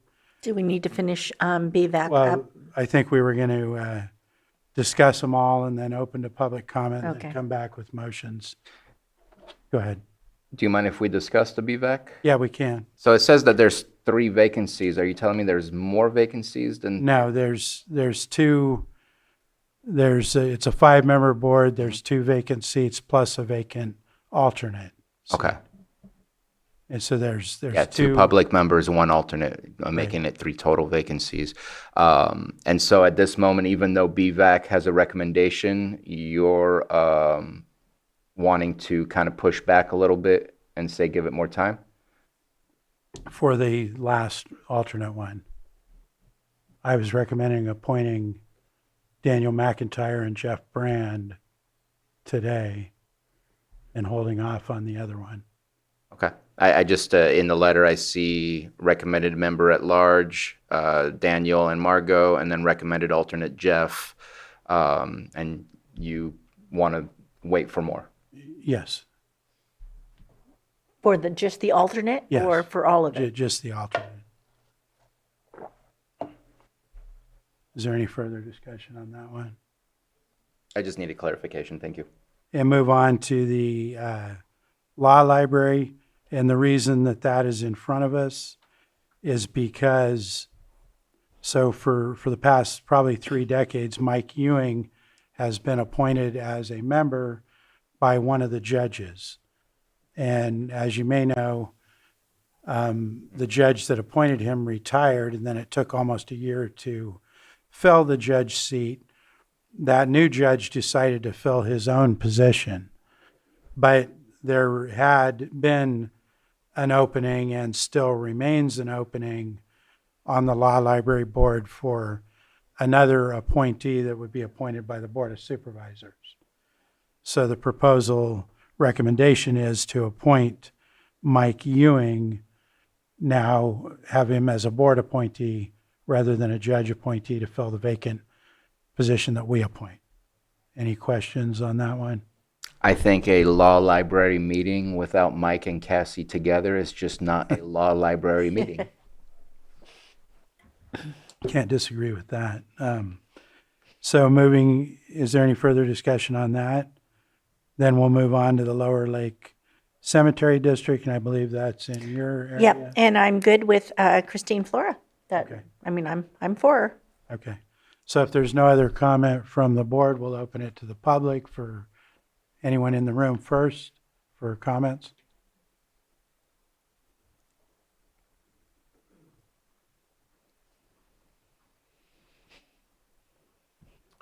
Good afternoon, board. Or good morning, Tom Lasik. Regarding the BVAC, I was a candidate. There were 4 candidates.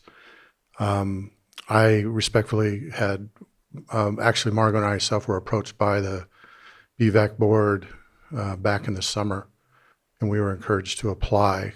We had not really thought about it, and we were honored just to be considered. I had, on the month or the meeting, I had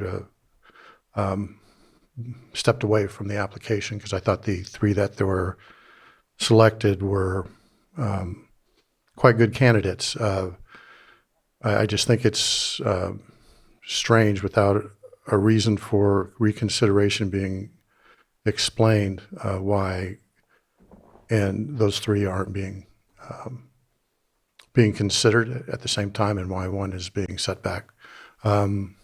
But as someone that was an applicant, I just want to say, we didn't expect to. We were encouraged to apply by that board, and so we both did. And I think the people that are, all three of them, are quite capable people and would serve. And that's all I have to say. Thank you. Thank you. Is there any other public comment? Anything online? Okay, I'll go ahead and close public comment and bring it back to the board, and we'll need to take separate actions on all three. We'll start with Vice Chair. Mr. Chair, I move that we appoint Jeff Brand and Daniel McIntyre to the Big Valley Advisory Committee meeting. Second. I have a motion and a second. All in favor? Aye. Aye. Opposed? Hearing none, that motion carries. Somebody want to handle the law library action? Mr. Chair, I move to approve Mike Ewing to the Law Library. Second. I have a motion and a second. All in favor? Aye. Aye. Opposed?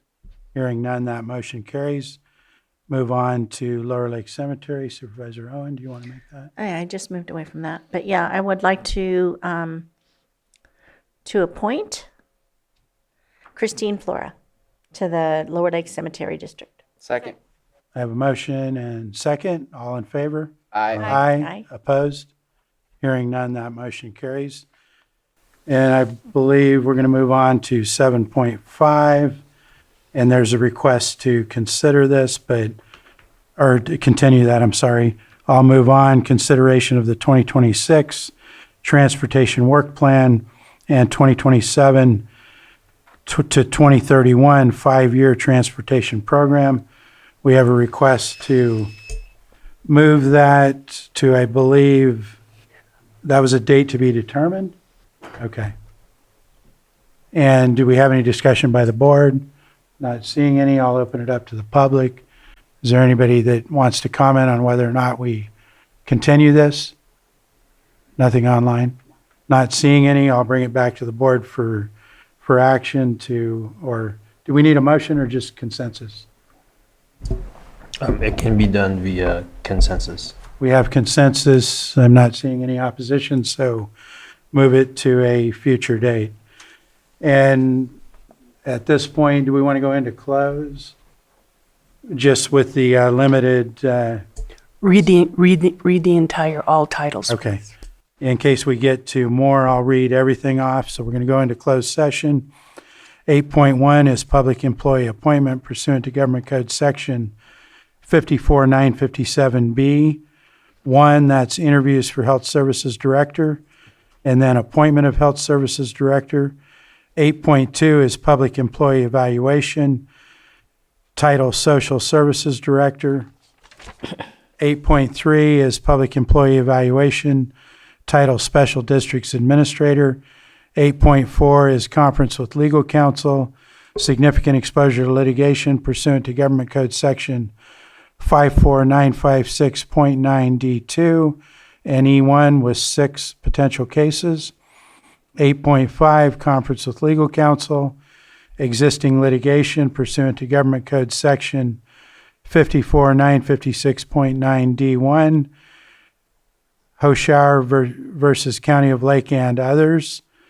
And then item 8.6, conference with legal counsel, existing litigation pursuant to Government Code Section 54956.9D1, FERC proceeding number P77 Potter Valley Hydroelectric Project. Are there any public comments on the titles of these items before we move into close? Not seeing any in the room, any online. Then I'm going to adjourn from our open session, and we're going to move into closed session. And this will be a partial shutdown, Sam. So give me a time on how long that's going to be. 5 minutes. I'll call our meeting back to order, back to our regular session. Is there any report from closed? None. Okay. And at this point, we're going to handle our 6.7, 11:15 item. It's a public hearing continued from May 19th, 2026 and April 28th, 2026. Consideration of a resolution approving resolutions submitted by Lake County fire agencies and making findings and requesting the County of Lake to implement fire mitigation fees with the automatic inflation pursuant to Lake County Fire Mitigation Fee Ordinance. There will be a request to continue this item, which is what we're talking about now, to a date and time certain of June 23rd at 9:15. And I'll open it to public comment on the continuation. I'm not seeing any. Is there any online? No, so I'll bring it back to the board for action. Okay, Supervisor? Thank you. I will not be here on June 23rd. I have tried really, really hard to be helpful. Some are missing out on the ability to make revenue by not doing their math correctly, and some are going to be overcharging what they should be charging because the math is not correctly done. And so I just ask, please, because it's the third time now, and so please have somebody check the math to ensure, because what I'm seeing is there's two different things that change. One is based on building construction CPI. It's a different type of CPI. I forget what the exact code is called. That is a percentage increase that occurs. The problem and the confusion is that there's two percentages that are involved in this fee. One is the increase and one is the 2% admin. Once you have your total, you can't just start from the total and add a new fee increase and another 2% admin, which is what I'm seeing is happening. You have to start with just the total from the percentage increase, and then you can add again the 2%. And so because there's two different calculations happening simultaneously, it seems to be confusing some. And so I just ask, because I don't want to see our developers having to pay more revenue than they should to us, to anyone else. That it be corrected, it be reviewed by somebody who understands the formula. And I have provided to Ms. Purdy the exact what it should be, so at least even without doing the math, you should see if it's correct or wrong.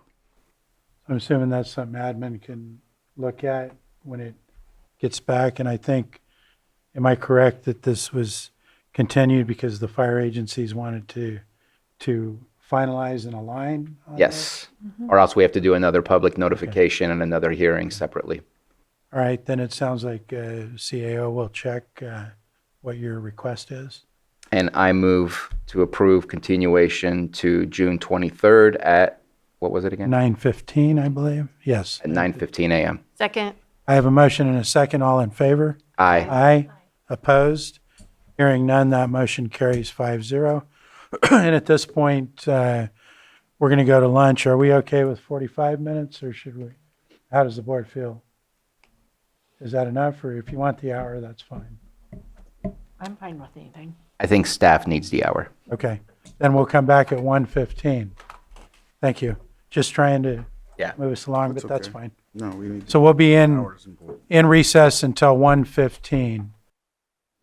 Good, Sam? I'm going to call our meeting back to order at 1:15, and we are at our 6.8 item, 1 p.m. item. Public hearing, consideration of ordinance to amend Chapter 21, Article 27 of the Lake County Code regarding commercial cannabis regulations. This was continued from March 10th and April 7th, 2026. And today we have both community development. We also have our tax collector here. I'll turn it over to you, Director Turner. Thank you.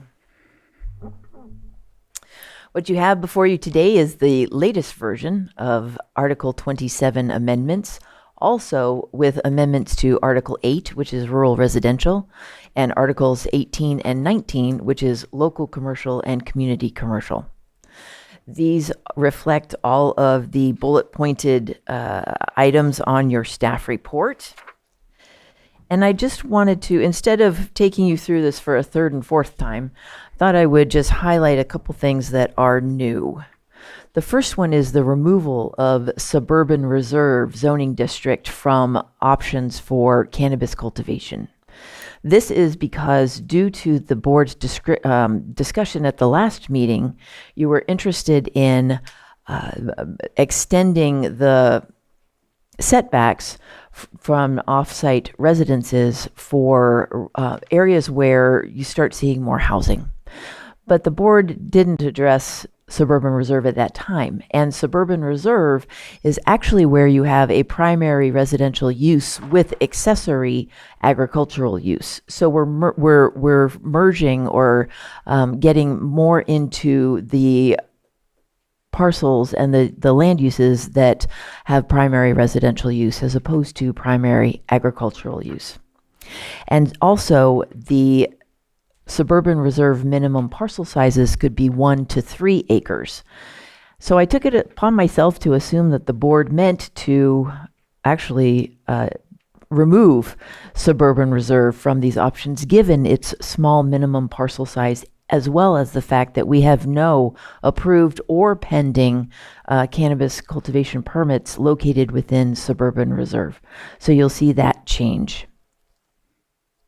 Additionally, we did have discussions with the Treasurer Tax Collector's Office ongoing, some of which were presented to you at the last meeting where there was board discussion. And so we've come back with something new today, which is just adding verbiage that will require a fee to be paid that will cover the staff time for processing opt-out and reduced canopy taxes at the Treasurer and Tax Collector's Office. That kind of relieves the pressure off of the minimum acreage allowed in reduced canopy years. Here before you today, you have what we had sort of set upon originally at 25% as the least amount you can cultivate in a year, in a reduced canopy year. But we are open to any suggestions that the board may have on that, because we're no longer concerned about costing the treasurer and tax collector staff resources to lose revenue and not capture that revenue regarding the time it takes for them to process the taxation, whatever you call those things, tax bills. Yes. Those are the two new ones. I did receive this morning an email from the public that did note a few different areas that had typographical, either inadvertent omissions or typographical errors, a couple of which are substantive. If you like, I'd be happy to go over those. But if not, I'm happy to launch into the board's discussion. I do anticipate that, a few of these corrections are substantive, such as I inadvertently forgot Article 8 in the title of the ordinance. So I would, instead of requesting a first reading today, I would request that we schedule the first reading at the next available board meeting. Okay. And that concludes my presentation. We are very happy to take any questions. Okay. At this point, we'll start. Does board members have questions for staff? I'd be happy to hear what those substantive changes are Certainly. based on those emails, so we don't just duplicate what you. I'm happy to go over them. And I want to thank Holly Harris for taking the time. It's a long, Article 27 is long, the ordinance is long, and so I do appreciate that she goes over things and is very detail oriented. The first one in page 1, in Cannabis Ordinance Task Force, I neglected to include tribal representation. The second one, and that's not really substantive. The next one is confusing on the up to 5 acres table. I listed greater than 1 acre and up to 5 acres. I'm going to remove the greater than 1 acre because it is confusing and not necessary. That's for the type 5. And at the end of that row, it does maximize at the 20 acre per board direction. The SR was left in, though I meant to take it out. That is substantive. And so those will be removed from the tables in the maximum canopy.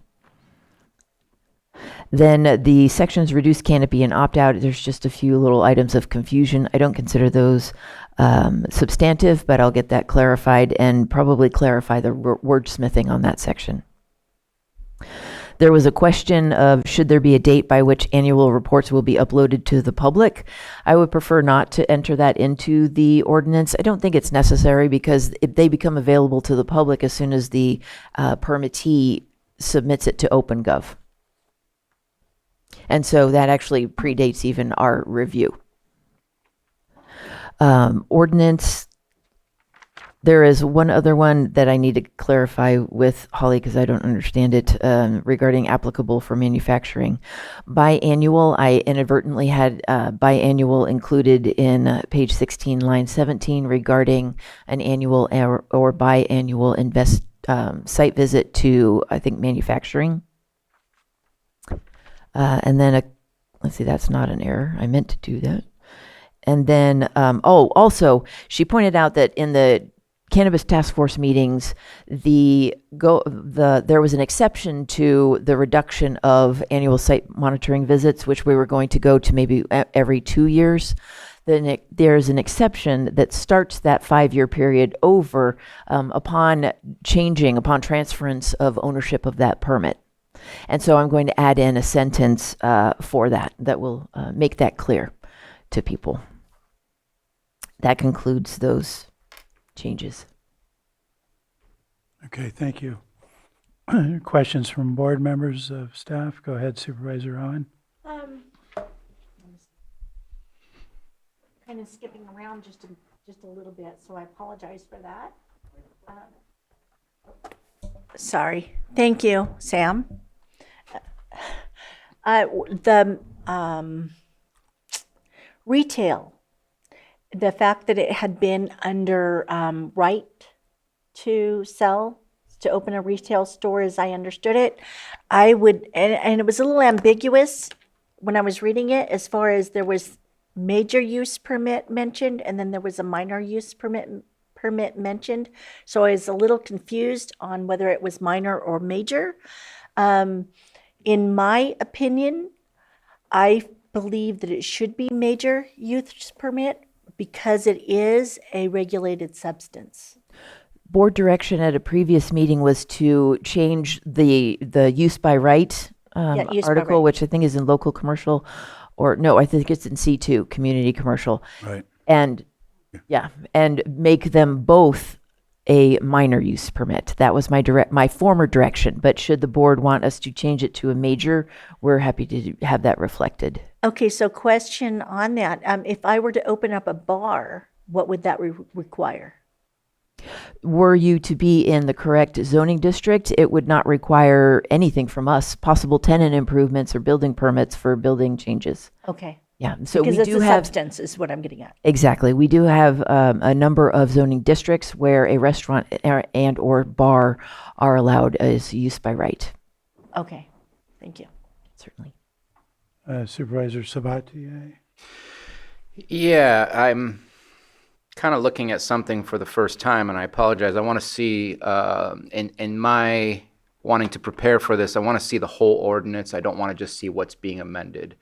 What I see on the ordinance has slight variations to the red line that I was looking at. So that's a little, because I saw a whole lot of SRs in the rest of it that probably should be removed and be put into the ordinance. So I think it's good to look at the Thank you. I'll entirety double check that. of what that is, because suburban reserve continues to be not everywhere, but scattered in certain areas. So I'm going to go down my list of things. And I appreciate you bringing up the C1, C2. I think it was ridiculous to do a by right. I think we learned that that was kind of a weirdness and a strange thing. We had a couple appeals, or at least one appeal that came here. And major use was intense. And everybody was fighting to find that C2 so they could just get the by right and skip out on the C1. I do have a question about it, though, because a minor use does have a restriction on the size of the building. I don't believe that any of our dispensaries currently are bigger than what that restriction is of a minor use. It's something like 5,000, 8,000 square feet. I don't remember off the top of my head specifically, but just kind of curious if there's any nonconformity that occurs from moving it into the minor use. No, not for currently existing retails. That was a good question that I needed to ask, because I just want to make sure that we're aware of what we're doing. Going from a major, you would be able to do more size, and we know that people have, actually, I don't know that we have any major use dispensaries. I think they all were using the C2. We have one. So I just wanted to make sure that we didn't put anybody in a weird situation without us actually knowing about it. But I have an issue with one thing and one thing only. I go through the manufacturing, I go through the processing, and it's like this laundry list of things which may or may not agree with the laundry list, and then it's just retail. Like, I feel like there needs to be some specificity as to what is retail, what are the restrictions, what are the requirements. Like, I know that there's state law that you have to be such and such, I think it's 600 feet, I could be wrong, it could be 1,000 feet from a school. Mm-hmm. But I also know that same law exists for manufacturing or processing, but we have it in our code here, because that way, if the state changes, at least we still have it in our code. But yet retail is very bare bones. There is nothing expected. There's no specificity of security. There's no specific, like, yes, there may be some state laws that they have to follow. I'm pretty certain that there's some state laws, but I also feel like it is just a very simplified process where we're not saying locally, this is what we expect of our dispensaries.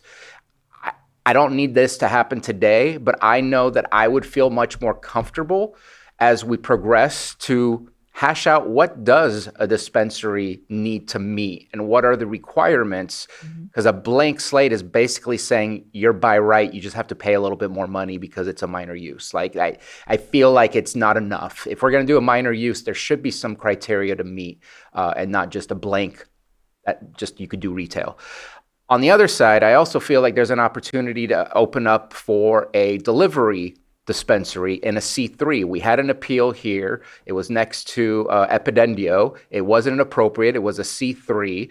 It would have been perfect for a delivery. The reason why we didn't open it up as a dispensary is because you can't invite people to go into a retail shop next to a construction yard and then eventually complain about the construction yard and start shutting that down in order to be able to comply with what customers want.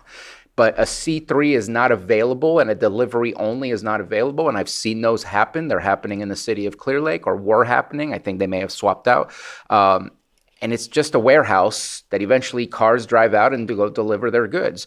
So I think it would be an opportunity to look at that, just to give that possibility in C3s. I'm glad you changed the type 5 square footage, because the red line said greater than 2 acres. The ordinance says greater than 1 acre, and then it says 200,000 square feet, which is not 1 acre. So that made no sense. So I'm glad we changed that. I just want to bring up, I don't think we're going to change anything. I love the background checks for the applicant and the owner, property owner. I still have issues as to why we're doing it for the full-time employees. That's just me. I think that's up to the businesses. If they want to protect themselves, they should be checking their employees. That should not be our job to check their employees. And the 25% mandate, I really have a problem of overreach of government saying you must, like, are we going to go to Safeway when they run out of milk and tell them that they don't have enough milk to feed the people in the community? Like, that is my analogy of what is wrong with us mandating that somebody engage in a commercial activity. We need to pay a fee if I want to opt out or if I want to reduce, to pay you to come and check on me to make sure that I do it correctly. That way we're not whining about it takes so much time to deal with these folks and they're telling us it's this when it's that. Give us the money so we can go out there and do inspections. We're going to do an inspection. We know what's going on. Thank you for paying the fee in order to do that, but not forcing people to engage. I really have a philosophical issue with forcing people to engage in a commercial activity. And if they opt out twice, they lose that because that's part of the rules. If you don't do anything for twice, but the way things are with the roller coaster ride that our businesses are feeling, forcing somebody to do something, it doesn't sit well for me. I feel like this is under the cultivation. Excuse me. I believe it's AU for cultivation. Am I correct? That's manufacturing. Or AT. Cultivation is AT. Or AT. It talks about prohibited activities, and I think this is where we get ourselves in a wee bit of trouble, where it says odors are prohibited. Now, it does have specificity to it. It is identified subjecting many persons, not just one individual. But I feel like it needs to have, for mixed light and indoor, you are prohibited from subjecting people to odor. Like outdoor, like that is crazy to say you're prohibited to have odor in outdoor. Like at this point, we are absolutely contradicting ourselves. So I really feel like that section should be specific to mixed light and indoor. We have setbacks and we have zoning to deal with the odor. Everything else, like, I don't know. I feel like we're setting ourselves up for complaints that really we said you can grow pot outside. It smells like skunk sometimes. Like we already said yes. So there's nothing we can do. I do want to bring back real quick the venting of the greenhouses. Why can't they vent it through a filter? I mean, if we're saying you have to have filtration, why can't they open up for some fresh air and have it filtered so that it doesn't smell when they open it up? I get it, it's to reduce the temperature because it gets really hot in a greenhouse when it's all enclosed. But if you have the right filtration systems, can it go in and out? That recommendation came from the board when we described how they would open like whole window panes, not a single one where you could place a filter, but rather structurally it was a wide opening of the entire structure. So I don't know if it's possible to put filters at every single window. I just wanted to put it out there. Like if you have a really good filtration system where it doesn't smell, why can't you have air coming in through the filter and air coming out the filter? It just seems like it would be. The FPZ section, I don't like that you scratched out the words outdoor cultivation shall not be allowed, because then you only say can't be grown within 1,000 feet of the zone, which like my non-professional legal mind says, so then I can grow outdoors inside the zone. I just can't grow within 1,000 feet of the zone because you scratched out the first part that says no outdoor cultivation in the FPZ. Is that in the red line version of 27? Yes. So that would have been inadvertent. I will correct that. Thank you. Is that not in the final? I do not recall putting that in the wording of the ordinance, but I will double check that because that should not have been removed. Yes, and I apologize, but that makes it really confusing again when I'm trying to, like, I would have expected both documents to match, which is concerning if it doesn't match. Yes. Because I'm trying to look at the entire rules, not just the amendments, because one amendment doesn't describe how it fits with the rest of the rules that already exist. So I'm not going to look for it, but... It is noted and will be corrected. Thank you.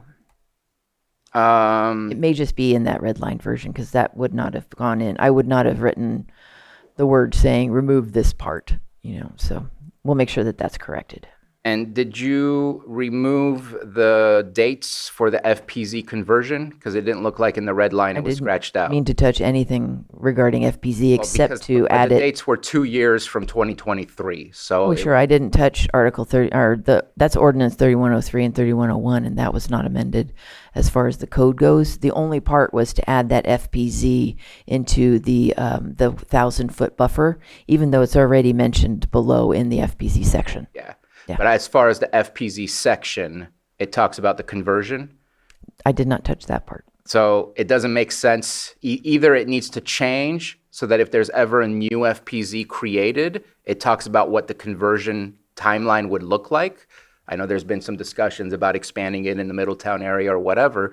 If that ever happens, we have a conversion process, but we have dates from 2023 that make no sense if that was the case. We can do that in Article 73. And if we're not changing it, why not just get rid of it, since it's a moot point as far as the dates and conversion, or else we're telling people you can do conversion still. Keep in mind that the items that are on the bullet point list before the board today it was a sparse list, separating, sort of parsing out what was going to be done, we thought, in a much quicker process before the board versus what would be covered in Article 73. And so this, I did not set forward with a goal of overhauling all of Article 27. I was staying specific to those bullet points. Okay. And I guess I'm struggling with that concept when I'm looking at the entirety of it, and I But we'll note, thank you, in Article 73, we can address FPZ modifications in the future and establish sort of a pattern of a 2-year transition period should the board want to modify FPZ boundaries. So then there's 2 more things. The last one is I can't find the water board expiration date. That should not have changed. So I couldn't find it in there. In the ordinance? In the red line one that I looked at, I could not find it anywhere. It was not removed. It wasn't touched. So I'd be happy. I don't offhand. I bet Mary can get it in a second, but I can't pull it up. Yeah, I know. It's still there, but that one was not on the bullet point list. It was not changed. Okay. But we can find the citation for you in Article 27 if you like. And like I said, I did a search and everything. I could not find a specific date. I saw all the stuff about you need to have a water board permit. It might be a resolution. Right. Yeah, I think it was a supporting document. Okay. And this is where it gets confusing of redlining the ordinance. Well, it's not the ordinance. It's the ordinance prior to the amendments. Like, it would be nice to be looking at a document that is the final current version. Yeah, that's what I meant to give you in Article 27. But any supporting resolutions would not have been codified. Those are. It was an ordinance. It was specific in the because one day it disappeared from the ordinance and we put it back in the ordinance. Then I will double check that ordinance to make sure if it was supposed to be codified, figure out why it's not actually included in Article 27, because we've gone through that process already. And then just my last one, I think I mentioned it last time, under manufacturing, and again, maybe I'm getting into the weeds past the bullet points, but it's really weird to have landscaping standards that now go against what the state of California is trying to do, where we're basically saying you have a landscaping strip 5 feet wide around the base of the building. That seems to, so just something I caught. Let's catch that in 73. Yes. Yes. And what is the timeline for 73? Because some of this is awkward. I'll have to address that as I update my goals, because right now we're finishing Lake County 2050 edits. This Article 27 has taken a little longer than I anticipated due to the add-on of other things to add into it. So Article 73 will either go concurrently with your short-term rental and low-impact camping ordinances, or will need to come later on this fall. So I don't have an exact date anymore, but I would be happy to get to one at a future meeting. And I mean, if there's any items that one of my colleagues is interested in, I don't think a lot of what I brought up is a CEQA issue of saying get rid of the conversion portion of FPZ. That to me would not be a CEQA issue. Obviously, we would have to check to see if it is, because that's just getting rid of a possibility of somebody doing something that's not changing and impacting the environment. That's just what is available to them, and it's out of date. It's not even available currently. So I think deleting that would not be an issue. And I think there's some other stuff that I've provided that would also not be an issue. So, but that is my list of notes. I would strongly prefer not having to add further things to add into the ordinance and the red line version and go through county council review. However, I serve at the pleasure of the board. You guys just let me know what you want, and we'll make it happen. All right, Supervisor Hahn. Thank you. I hadn't quite finished. I had mentioned the first item on my list, I believe, which was the retail. The next item on my list was the water usage. some of the water usages that are well over what is stated. So I would think that it might trigger a review if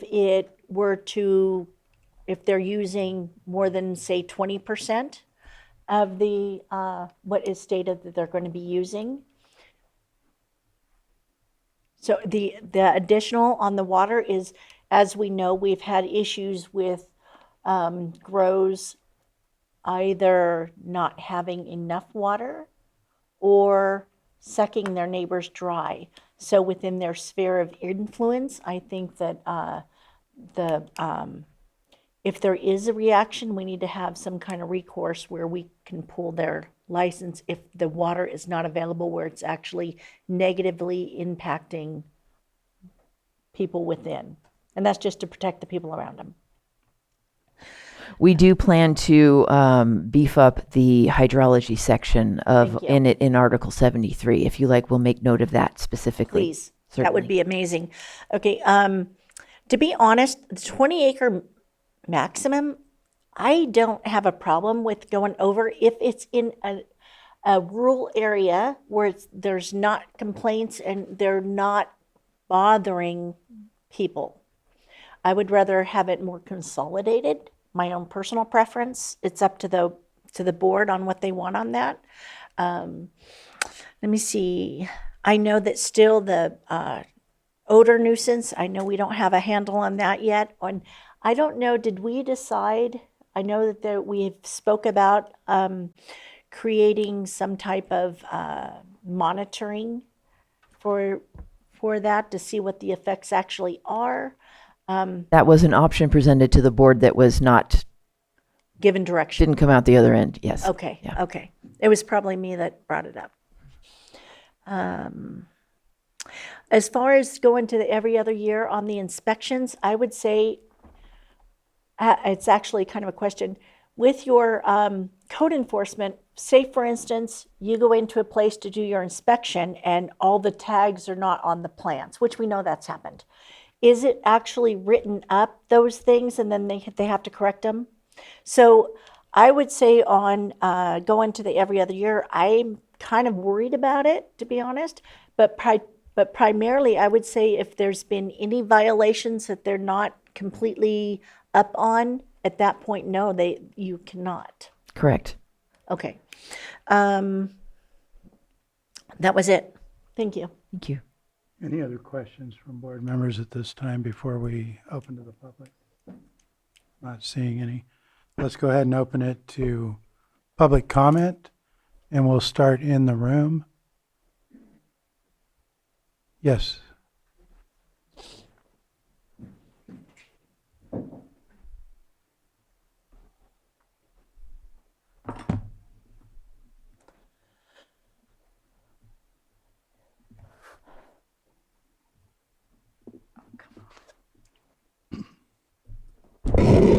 Good afternoon, Supervisors. Margot Kambara. Your board first heard this agenda item on March 10th this year. Attorneys for Tom Lasik and Margot Kambara submitted public comment on their behalf in a letter addressed to your board dated March 6th. In this letter on the proposed cannabis ordinance amendments, attorneys for Tom Lasik and Margot Kambara explained that the amendments are not exempt from secret review as the county claims. Environmental review of the amendments is required. Thank you. Thank you. Do we have anyone else in the room? Yes. Thank you, Mr. Chair. Angela Amaral. My apologies for sounding like a broken record, but I would not be doing my job as an elected official for our POA. I understand the county cannot enforce CC&Rs, but perhaps there can be a stipulation that applicants that live in an area governed by a legal binding agreement that specifically excludes commercial activity shall provide a written approval. Aside from that, I'd like to say I agree with Supervisor Owen considering the thresholds for deviations from the project management plan when it comes to water. For an example, we have seen water usage exceed 300% of what they stated in their project management plan. So a 20% deviation would allow for small leaks. Anything over 20% should trigger CDD to do a site visit or deeper evaluation. Also, is the data being compiled for cumulative impacts? Is there a threshold limit for projects in a certain radius? The Planning Commission was being shown all the projects in a 1 to 3 mile radius during the slide presentations. This recently stopped. Groundwater issues remain undefined. For example, project was just approved on Highway 53 with many projects within a 3 mile radius. One of the neighboring projects had to re-drill their well a year or two ago. I'd like to also recommend that you consider a fine schedule for violations for things such as a failure to submit annual reports. Also, that complaints should be addressed by code enforcement, not by CDD telling the project manager to address the complaints without further investigation. So right now, a complaint gets filed with CDD, it goes to the project manager, and there's no answer. So I think there needs to be further investigation. Thank you for your time. Thank you. Do we have anyone else in the room?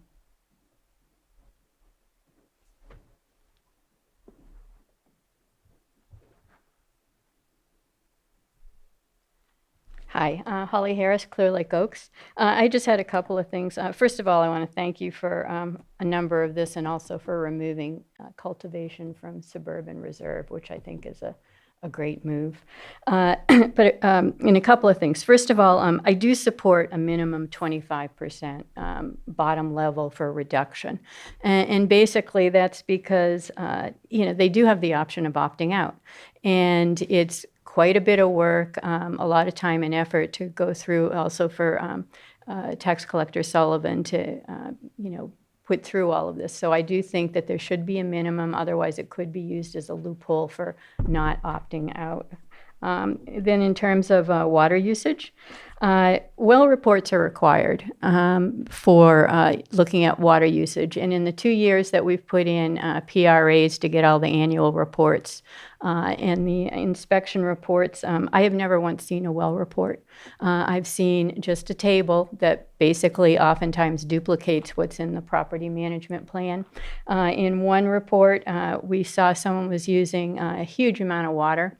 And when we asked about it, they said, oh, they made a mistake and added a 0 onto the end of these things because their well meters were not working. So I really would like to see these well reports uploaded for the public to take a look. And I do feel that 20 acres should be a max, if not less, just because I don't know how far away you can get from people. Anyway, thank you. Thank you. Did we have anyone else in the room?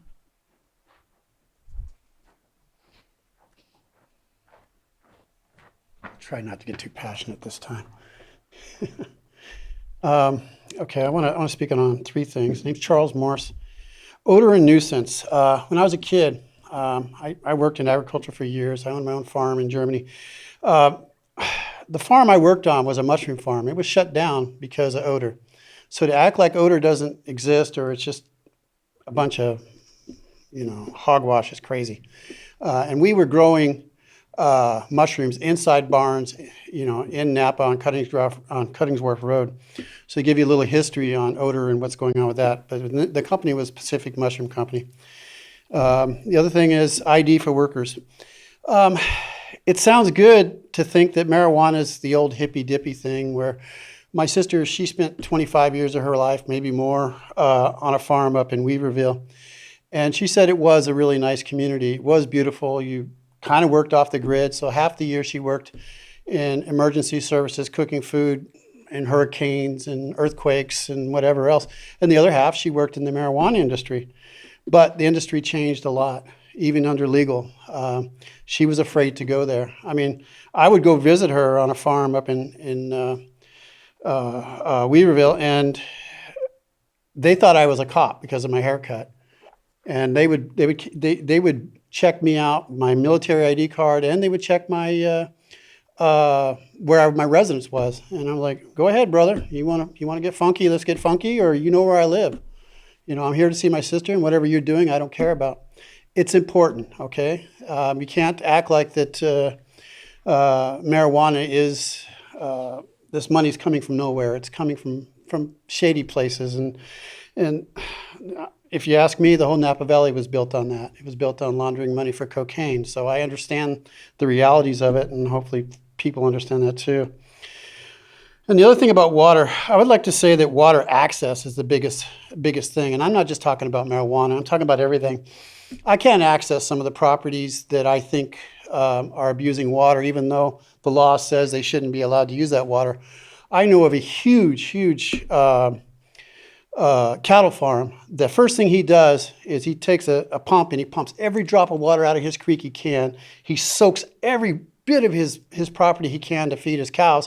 And then when it's cheap, when he's run out of water in the creek, then he goes and starts pumping out water from his well, because the well, it's cheaper to pump from the creek than pump from the well. He's getting away with this, even though it's against the law, but because you cannot go on his property. You can't go on any of those properties down towards, say, Maha and all that.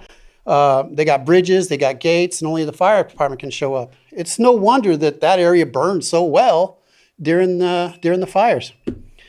And then my last thing would say is the tribe has a constitution that protects the environment, and the Coast Guard station was a good decision.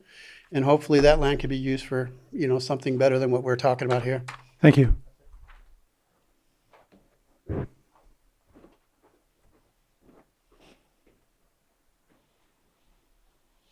Good afternoon, Board. Tom Lasik. I didn't expect to speak so many times in one day. A few things. One, I do support the idea of a minimum of 25% for the reasons that have been explained by previous public commenters. I do also support better and more scrutiny and management of the water. In fact, that's why Margaret and I first got involved with the cannabis permit. It was because of the concern with water, and it was well-founded. Our well dropped significantly when they started pumping. At first, they said it was the drought, but even after they went bankrupt and we were still in a drought, the water recovered.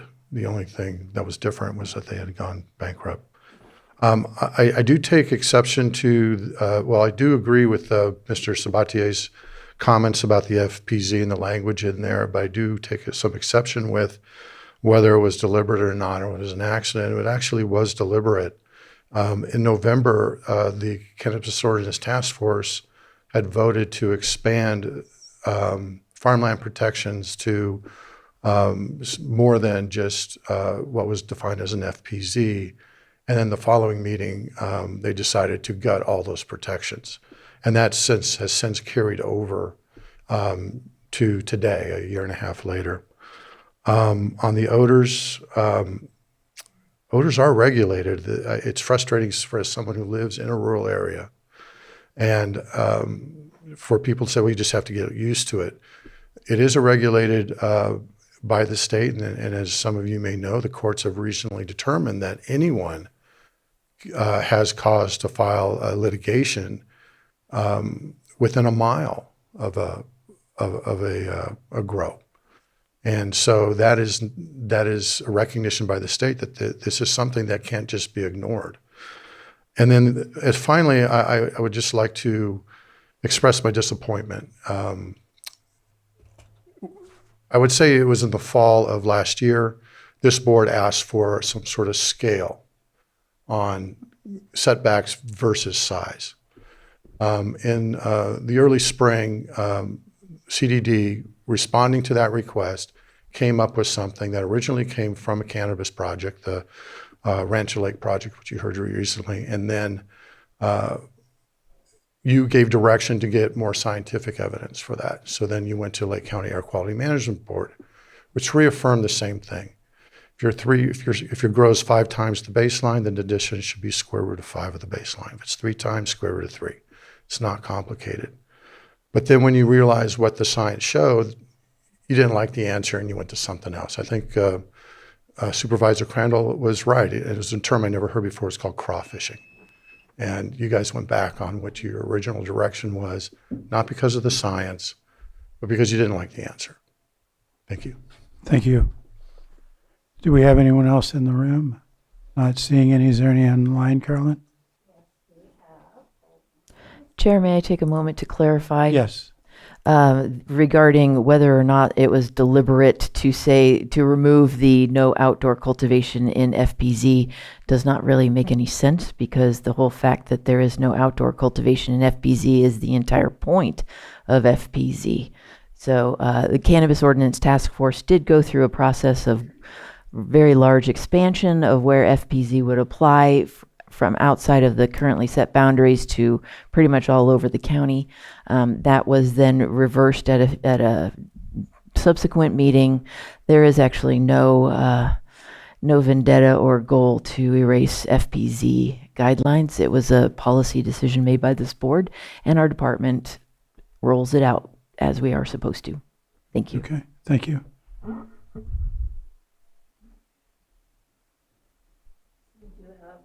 Online, yeah. The first person is Nara Dalbaca. Nara, go ahead. You'll have 3 minutes. All right. Good afternoon. Nara Dalbaca, District 1, former member of the task force, and past president of LCCA. I want to address just a couple things, and I'm going to try to be fairly quick today. The opt-out and reduced canopy guidelines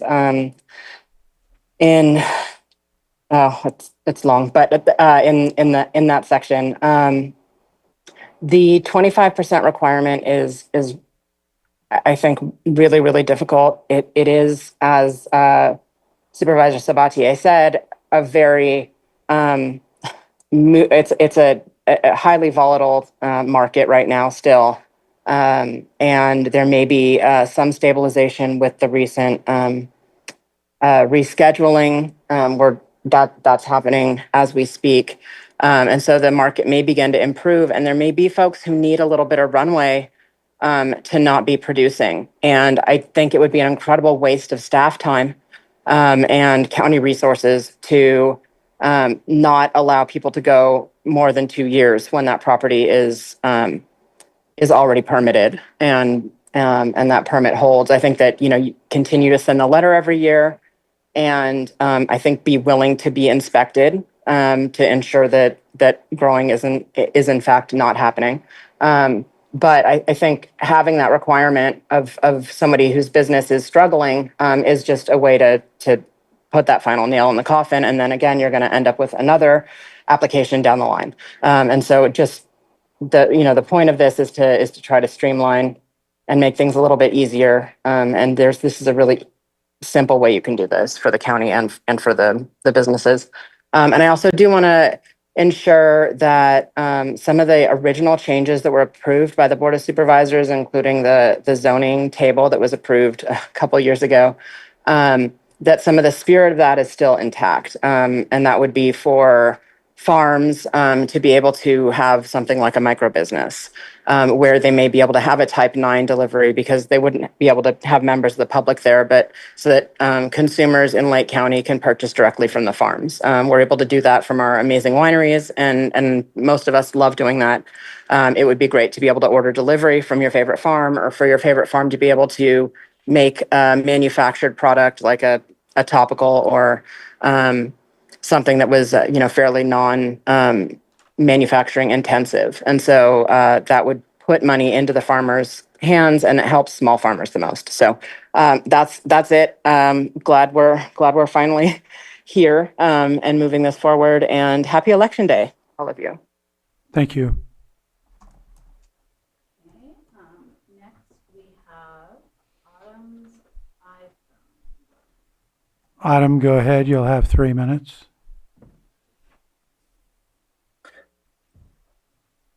Can you hear us? Good afternoon, supervisors and chair. My name is Autumn Carsey. I just want to comment on 3 issues in the proposed ordinance amendments. First, I'm concerned with the proposal that would result in permit expiration after 2 consecutive years of non-cultivation, and the requirement that reduced canopy requests be limited to no less than 25% of an approved canopy. A cultivation permit is a land use entitlement, often that took years of permitting and environmental review, study, engineering, what have you, and substantial investment whether a permit holder chooses to cultivate 100%, 25%, or none of their approved canopy for a period of time should be a business decision. The county should regulate compliance, environmental protection, security, and land use compatibility. It should not be dictating a minimum amount of approved canopy that must be cultivating or threatening permit expiration because a property owner chooses not to cultivate it for a period of time. Second, I asked the board to protect existing license holders. Many operators have spent years obtaining permits, completing environmental review, infrastructure, and complying with every requirement imposed by the county. Those investments were made on reliance of the rules that existed when those permits were approved. If the county believes new standards are appropriate moving forward, those standards should generally apply to future projects, not retroactively to existing permit holders who have already received approvals and made substantial investments. At a minimum, existing permit holders should be allowed to continue under legal non-conforming uses where new ordinance provisions would otherwise create conflicts. Finally, I asked the board to allow Type 7 manufacturing in M1 industrial zones. Type 7 is already allowed in M2. Allowing it in M1 would support investment, job creation, business diversification while keeping those activities within industrially zoned areas. Thank you. And I did have a comment on the greenhouses. Just to Bruno's earlier concern, I've developed millions of square feet of greenhouses all over the world, and a greenhouse works by continuously exchanging massive amounts of volume of air. So there really aren't filtration systems that can guarantee that no smell comes out of them due to the volume of air exchange. So happy to chat about that offline if you want to. Thank you. Do we have anyone else online?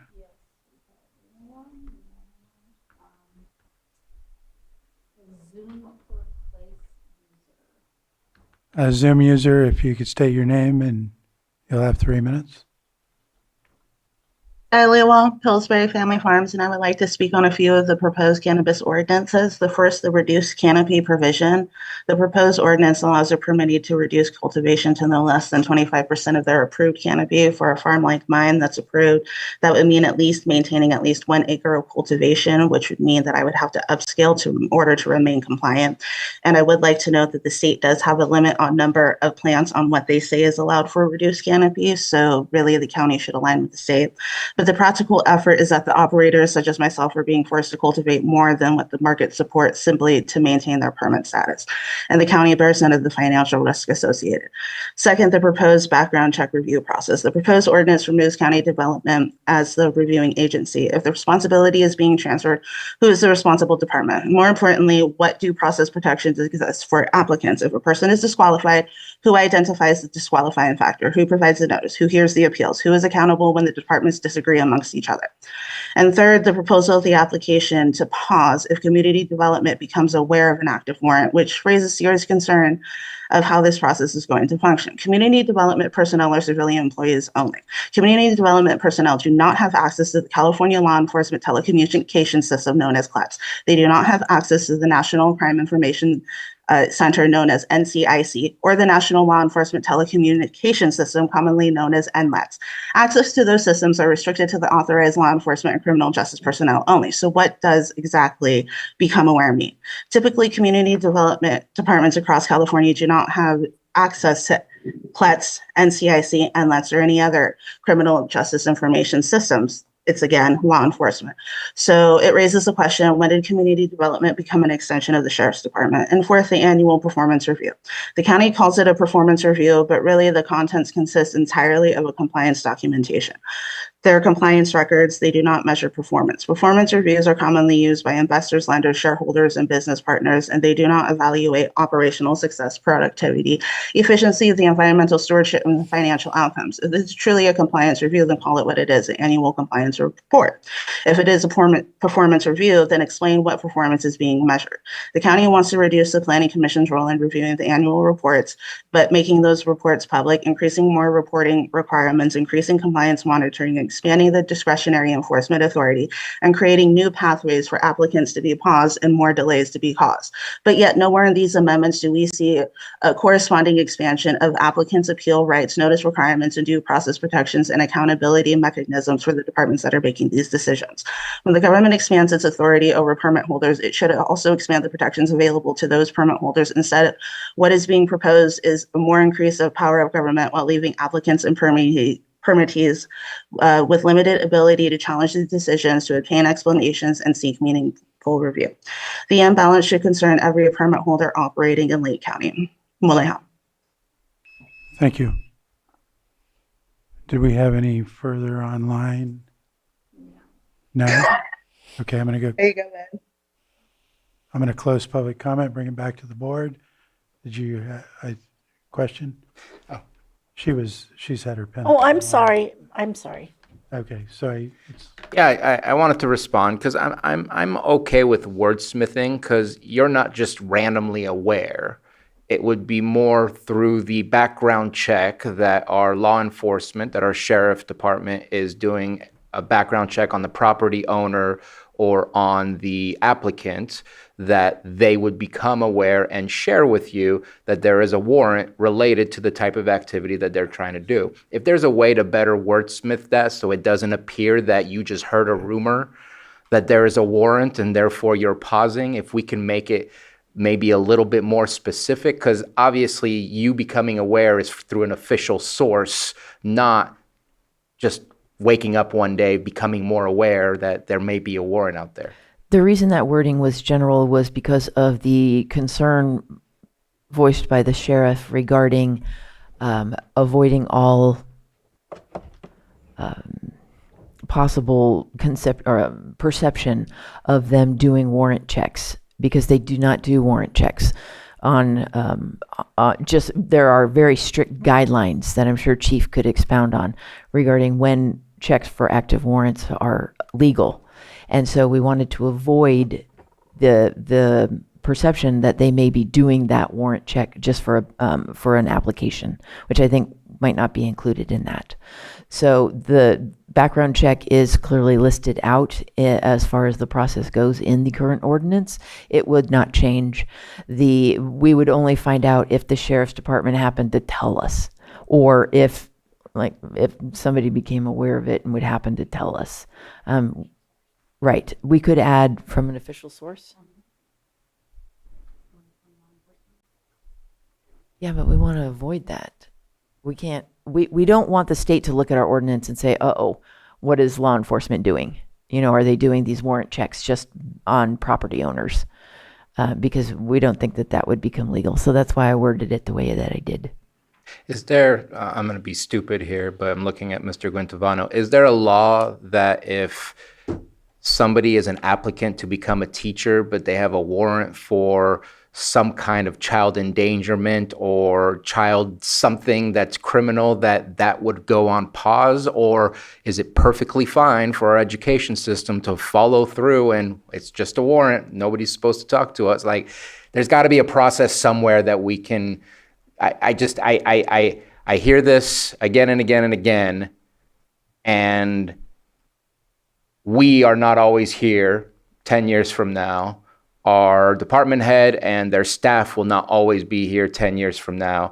Is there a different wording that can help better identify where this information would be coming from, rather than I happen to look at Facebook? I mean, it just says I became aware, right? Like, it's not very specific. Just wondering. go ahead, County Counsel. Did you want to respond? Just briefly, thank you, Mr. Chair. So the short answer would be that would be a wordsmithing point or item. So yes, it's possible, and staff can certainly look into how to arrange that or draft that in a way addressed in the ordinance to resolve those concerns. But yes, there may be a way to get that at this point before your board. Looks like this ordinance would be, well, the item itself would be continued to a later date and time to address other issues as well, and this may be one of them. Yeah, we have to do another first reading. Right. And my last comment is on May 12th, 2020, we passed an ordinance amendment that added October 31st, 2020. And the fact that it's not showing up in the red line, Article 27 that was attached is of concern, but that needs to be in there. And I don't know how to make sure it's in there if it's not showing up on the current red line that is being brought to us. I'm going to review that ordinance to see where it would have been codified in the code to make sure that it was done. I'll follow up on that one, but it's going to take a little, I don't want to just like give you a flippant answer. Okay, so we'll go to Supervisor Crandall. I think you already fixed one of them. I just have a little list. You already fixed the one, I think, with the whereas and the tribal reference. Retail and C2, I know last time I kind of went silent because you did improve it. We improved it from by right to minor. I still am very favorable with major. Background checks, is it now all employees or just still limited to full-time as well? Be limited to full-time employees. Okay, cool. Residential setbacks, I'm not really clear on the inverse square decision. Is there exact language? That was proposed at a previous board meeting, and the board chose to go with using setbacks. Okay. In the annual performance reports, is it the planning commission? Does it have the formal role, or is it now CDD staff? It is changing in this ordinance to be under CDD. The planning commission will no longer be required to review over 100 annual performance reports. All right. Thanks. Go to Supervisor Pyska. My only concern, I think we're getting close. I think that's great because we've been working on this for a long time. And I know we'll move on to Article 73, which a lot of the things talked about today will be handled in that revision.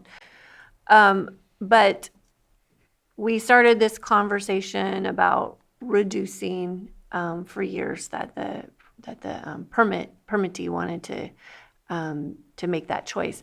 And the 25% is really high. And we really struggled with what that would be. And it sounds like there's a better option to make staff time whole by charging a fee and calculating that. So I'm fine with that. I think we need to have flexibility for the business owners and the farmers to do what they need to do. And I think that addresses my concern. I think there's also another benefit where there can be better crop rotation if the farmer isn't limited to a certain percentage. So I'm fine with that. Just so I'm clear, 25% is high. You're fine with what? Having a fee structure for the tax And then collector. removing any limit on reduced canopy. Yeah. Okay. So as long as we're achieving that, we don't have all these extra hours where we're not being compensated, and the tax collector can figure this out. I think it solves it. Okay, I think Supervisor Hahn is up and then back to Crandall. I'm just, the only concern I have with that, in all honesty, which is I believe is the same concern that Mr. Sullivan had at previous meetings, was does growing one plant constitute? So that's the only issue I have, is there has to be some kind of guidelines. I do understand both sides of the coin. And if we have somebody that's been injured, we've had people in here for other reasons that are injured. So I don't know if we could somehow look at the non-grow to, under certain circumstances, they could extend their non-grow without losing their license, as was mentioned by somebody on the line. But I don't want to see one or two plants constitute a grow. So I'm not quite sure what the balance would be there. I do have a couple other things really quick. On the background checks, when we do the background checks, do the warrants pop up at that time as well when you're doing a background check? Because I know law enforcement does the background check. You're not wanting to bring them in, but at the same time, we have to have a thumbs up from our law enforcement on the background checks, do the warrants pop up at that time? You know, when Sheriff Martin first was presenting regarding the background check, he did say that if at any point in the future something happened for a criminal record, that they would be notified. But then that seemed to be change in later reports from law enforcement. So I actually don't know. I thought that maybe there's like now a 2-year. I don't know. So what I'm trying to get at is a resolution that would, make it easier. So could we speak with our sheriff? I will definitely have that and ask him conversation. if that comes up at that time, and if there needs to be a pause put on it until that's resolved. So just so I understand, you're asking if after the background check comes back and it's fine, but then the permit gets approved, right? Because we're talking about warrants, right? We're talking about warrants during the application process, not after a permit has been issued. Okay, but do they pop up when you do the background checks? That's what I will find out for you. Okay, that would be something that we need to know. So because you didn't want to mention law enforcement, you didn't want to put the pressure on them, and I was wondering, well, don't they, pop up during that? Normally, when you're doing a background investigation, that's when you're going to find out. If there's a warrant. You're going to see the criminal history. You're going to find out if they're wanted for anything at that point, based on your check of the system. Right, which would include warrants. So it's not Yes. actually a conviction, but the warrants pop up Yes, as well. they would know about that during a background. Okay, so I don't see the issue. Obviously, it's going to have to be put on hold until those are cleared up. Those issues are cleared up, I think, if I understand it correctly. Let me see if there was another question. The only reason that this has been really brought up, I brought it up, and maybe others are very much in favor of it, but I watched in this room and with an individual that had warrants for environmental crimes and illegal grows. He was the property owner. We didn't ask for the property owner information, so no background check was done on that, and it just made me feel like we are not looking Not doing our job. very well. No, because it wasn't in the code, but we're not looking very appropriate to the public to say we're doing our best to ensure that we're giving these licenses to the right folks when that individual was in this room, and he's not the applicant. The applicant received the permit, and I had a conversation with the sheriff's office, and they were a little dumbfounded, but there's no line item that we could have used to pause or stop at that moment in time. Well, then at that point, in my opinion, we're not doing our job.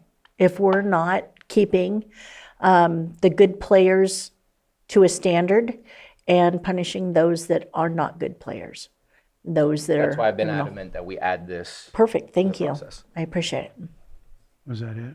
I believe that was it. Okay, we'll go to Supervisor Crandall again. I just forgot to mention that I agree to an extent with the water situation. I don't want to see anybody have an increase of 300% of water after they've already said they're only using, a specific amount. But I'm willing to go to 20 to 40% or something like that. I forgot one more thing. I wanted to add that I do support EJ. EJ and I both mentioned the same thing. So there's two of us that are thinking major use permit. I don't know how the other three feel, but for the retail. Okay, was that it, Supervisor Crandall? And go to Supervisor Sabatier. I'll touch on that right now. I think if you have experienced retail, it is probably, I wish all of our alcohol was sold in a dispensary. I wish all of our tobacco was sold in the checking of the ID before you walk in. You are only allowing adults in, well, granted, they could have fake ID, but I'm sure they catch those too from time to time. But you cannot have children walking down the cannabis aisle like you would in a grocery store. And so to me, the laws and regulations of retail is the least of my worries. And in speaking with law enforcement, the bars are their worries much more than the dispensaries are their worries because of behaviors that come out of those situations. Yet we have pharmacies and we have bars that have a very low threshold on how to get permits. I don't think we should be asking for the world for somebody to put together a retail dispensary when we have not experienced what I would say is major issues. There have been certain issues, but no major issues that I am aware of, at least in the experiences that I've had with the dispensaries down south in the city of Clear Lake. So I'm not looking to add an overburdened process for something that doesn't prove to us that it requires an overburdened process. I just want to make sure, I just want to add and clarify, there was talk about adding a fee for the tax collector. I think that fee needs to also be for CDD and inspections and so forth. All of the above need to remain whole. I also want to make sure we're all aware, you put one plant in the ground, you got to get a state license and pay a whole lot of money, pay a whole lot of taxes on that, which is our taxes are the least of their worries when it comes to the overall cost to getting any overall permits. So this embellishment or this hyperbole of what about the one who wants the one plant, I think is a very red herring argument that leads us to bad decision making. I really think that is not what we're going to see. If you're asking somebody, we just approved 19.8 acres. Is that what we did? It was just under 20, 25% of 20, right? So you're going to do 5 acres. You're forced to do 5 acres, 25% of 10,000 square feet. Now that's a little bit more possible. I'm not saying that's what I want, but like we really have to think about what we're trying to force people to do and what that cost would be in this idea and this concept that they would put one plant. You know what, if they have to pay whatever the fee is, let's just say $5,000 to cover our costs to do the work, to inspect and run around making sure that we got the accurate amount. We have to have our goal should not be to collect as many taxes as possible. Our goal should not be to ensure that we have them. Our goal should not be to ensure that we don't waste time. Our goal should be that we are being paid for the work we are asked to do, period. I forgot what I was going to say. Okay. All right, my question, I know when we talked about this 25% before, and we just wanted to check in with our tax collector, you're comfortable with the fee and rather than having that? I mean, pardon me. It's an interesting discussion, and I guess the answer is yes and no. I think we can be comfortable with it either way. I still would have concerns, and to Supervisor Spatier's point, the 1 square foot may be a bit of red herring, but it's not without merit. We've already had those inquiries. We are aware of many sites that grow a very small fraction of what they're allotted. Less than 5 or 10% of what they were permitted to do. So you could have a site with 1 million square feet that's authorized, growing 10,000 square feet or something to that effect. Right now, there's really no limitation, and I think that is where it gets really hard. Yes, one plant is an absurd example, but if someone has a small amount, that's when we deal with all those issues about inversion and trying to track the supply chain. The opt-out program, frankly, is where we've experienced a great deal of misrepresentation. What we believe to be misreporting by people, in many cases intentional. And once you have a certain amount, it's a lot harder for us to track. We have limited tools, we have limited satellite imagery, we have access to metric data, but it's very difficult for us when someone is operating at enough of a level that they're generating, a activity that's sizable. At that activity level, that is where we struggle. There is the ability to move things, outside the guidelines, outside what regulations permit. So I think as long as we allow that situation, that is going to be difficult for our office. That's something that really stretches our resources to the limit, because we are limited in what we can do. So I guess the concern that I would have is that if we're not going to have a minimum required area, one, I think it's appropriate that we assess those fees. But two, in that situation where someone is using only 5% of their area, if they were to opt out completely, after 2 years, they would lose their permit if they just stopped cultivating at all. But how would it be addressed in that situation if year after year someone is only using that 10%? Are they going to retain their permit with, allotted for the full amount? Whereas if they didn't do that minimum, they would lose it. That just seems a bit incongruous. That's the part that I'm struggling with.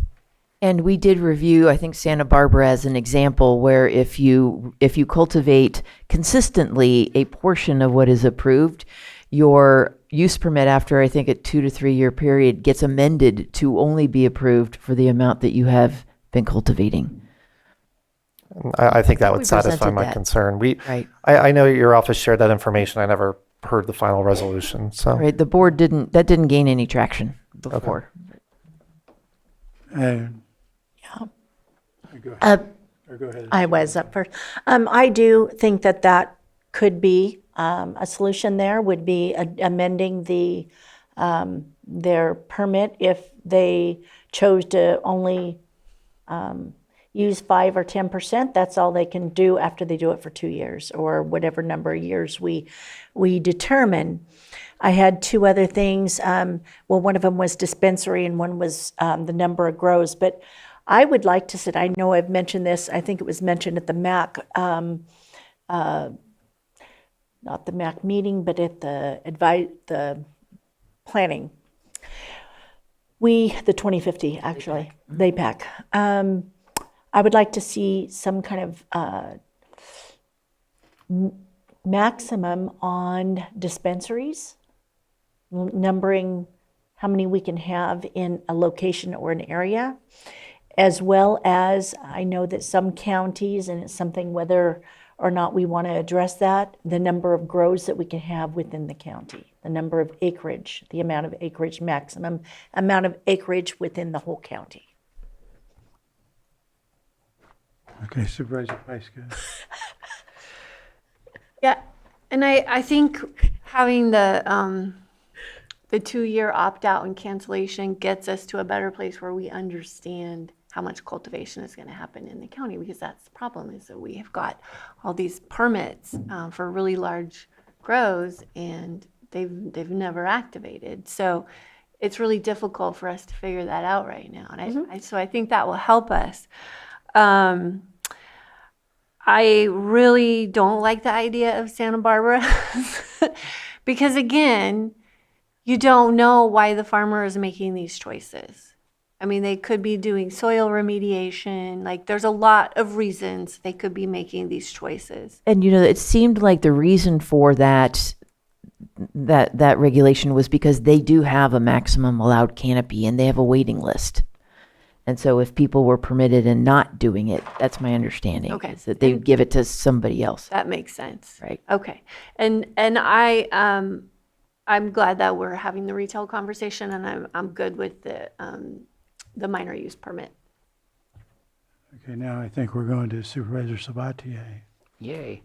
I might as well leave it up. I absolutely agree with a limitation, and I think we've had that conversation before, and I'm not sure if that'll be in a successive ongoing revision of retail. To have a maximum number of stores or maybe a distance between stores or a density. I think we've had conversations about what that would look like, but I absolutely agree with that. Just like I don't want to see nothing but cigarette shops or vape shops down the street. I don't want to see a whole bunch of vape shops taking over, which, I mean, I don't think is necessarily happening to that level, but I know there has been some pretty high level concentration in certain areas of the county because that's where they were finding the C2 availabilities, right? But I think that's a healthy thing for a community to limit those types of things. And also it helps those that do have the chance to have a dispensary to be successful. I don't know that I want a maximum on the canopy overall, but I think it is a healthy thing to say, we're over 250. Can we check in at 500 and see where we're at and how things are going? I'm just making up some numbers, but I think to check in and see if it's still yes, or maybe we want to hold back and reel back and create some other, maybe we want to release the October 31st, 2020 date. Maybe we want to make it harsher. I don't know, but I think it's always good to check in and see how it's going, because we're having these discussions because of impacts to the community. And I just want to say, if somebody is playing games with you as far as any reduction or opt out, what we haven't talked about is the hefty penalties and fines. That's tax evasion. And I think that we should be going after folks who want to play games on tax evasion. I'm happy to look I don't at Patrick. see a smile on That's a Patrick's his face name. when I say that. That But is not CDD. I just think that we try so hard to be good and try to work with folks that, I'm sorry, but you're just messing with us. You're trying to get one by, and if you're going to try to get one by, then you're going to have to pay. So the fee structure, important, but the penalties that go along with those that aren't being honest, I think is really important as well. I have a question for Supervisor Sabatier. Minor or major?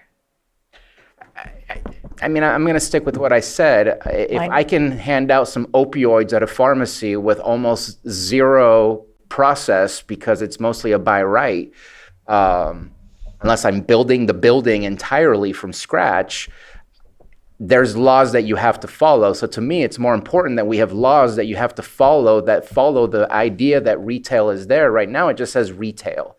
And that's always bothered me, because I helped build the retail ordinance for the city of Clear Lake, and it was very specific on what is allowed to happen, what is the security measures, and so on and so forth. And here, I mean, there are state laws, so we're basically saying state law, but we're not identifying anything that we would like to see locally to ensure that these retail dispensaries are following what we would like them to do. So it comes down to our chair.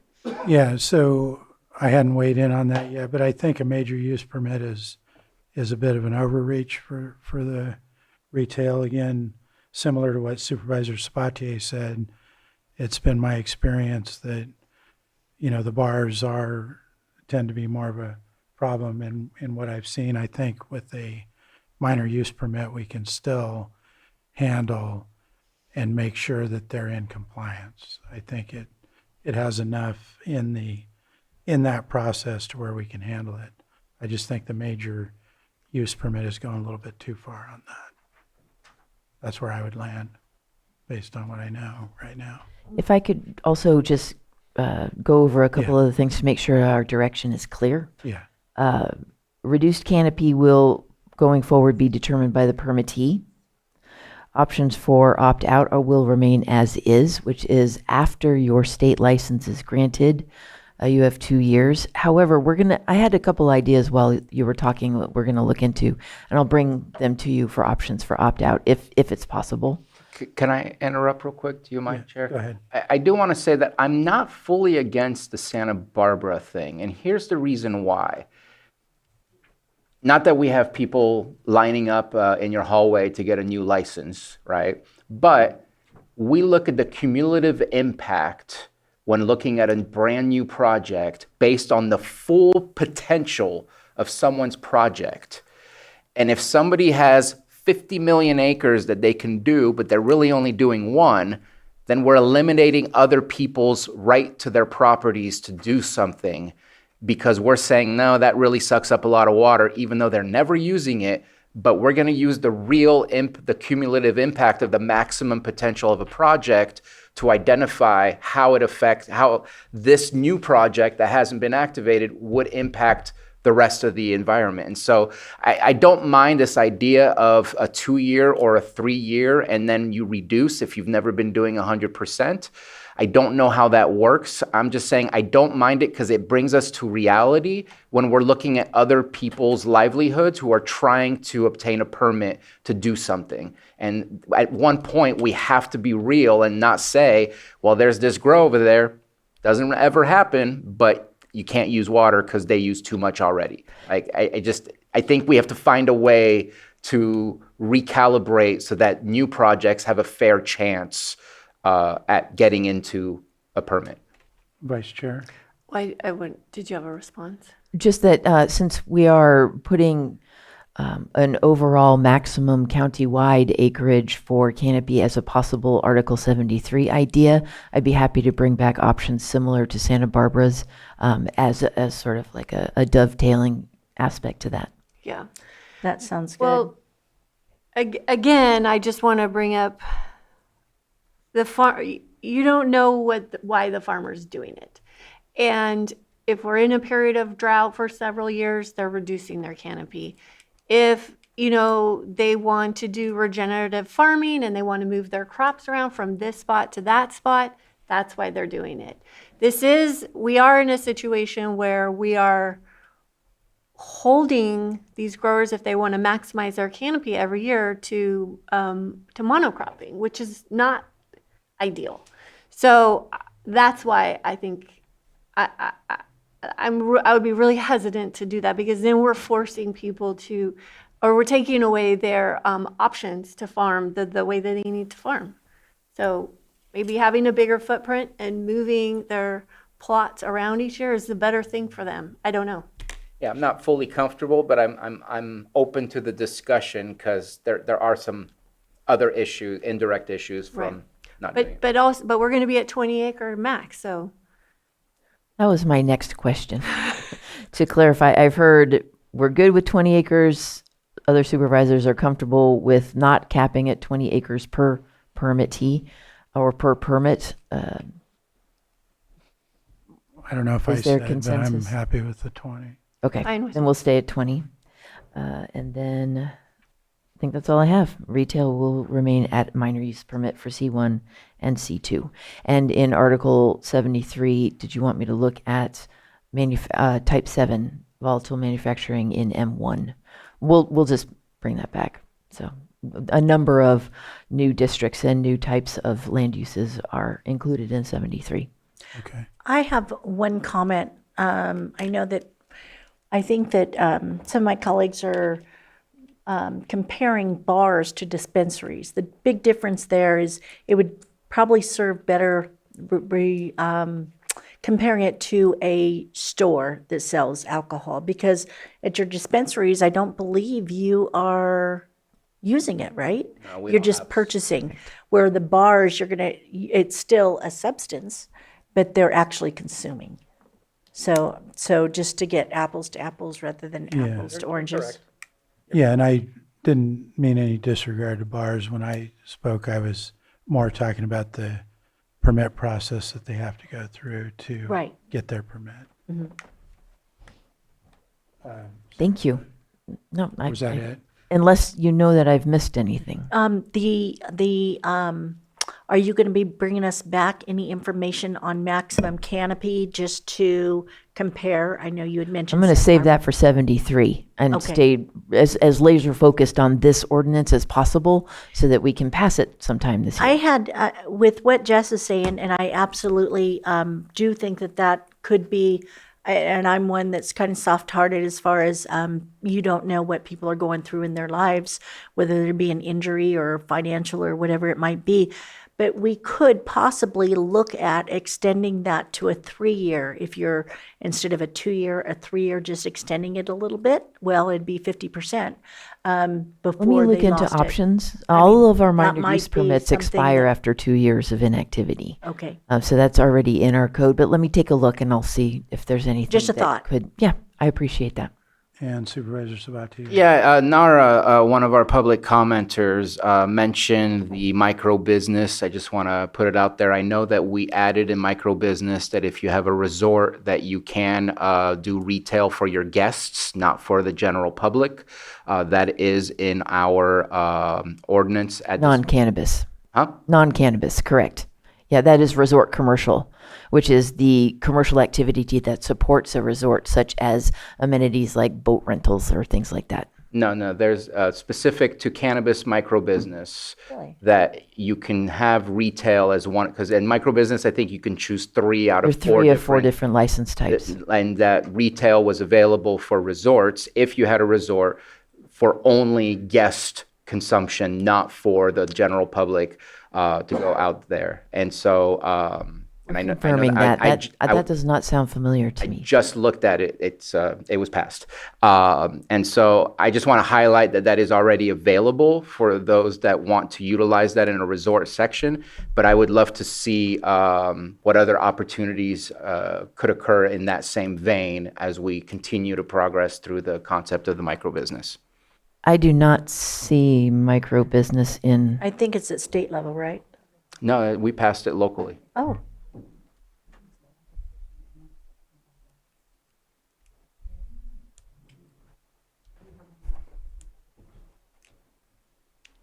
Yes. Okay. Anything else? Sorry, I got so distracted by the beginning of your comment that I actually lost track of your point. Could you just capture that for me again? I just wanted to highlight that there is something that exists that allows you to use micro business. It is specific to the guests and I not see. open to the general public. But I just think if a resort wants to be cannabis friendly, that people shouldn't have to leave the resort to come back to the resort. So that's why this was passed, to give it easy access and make it potentially a cannabis friendly type of resort. That would include a couple other licenses. That explains why we haven't seen it. Yeah. Yes. Thank you. Okay. I need to check in with you. Public comment still open, you do have a hand raised. No, we closed public comment, so the board would have to reopen, and I don't think we're going to do that at this point. I think that was regarding my disbelief at it being in the code. That was clarified. Thank you. I was mistaken. All right. And just for clarification, this is going to come back to us. You're going to double check the red line, that it's redlining the appropriate one. Certainly. And The come back consistency for a first throughout reading. was assumed. Yeah. I just wanted to confirm new points from the board today. So the first reading will actually occur at the next. Did Whenever we have Carolyn's- an agreement on the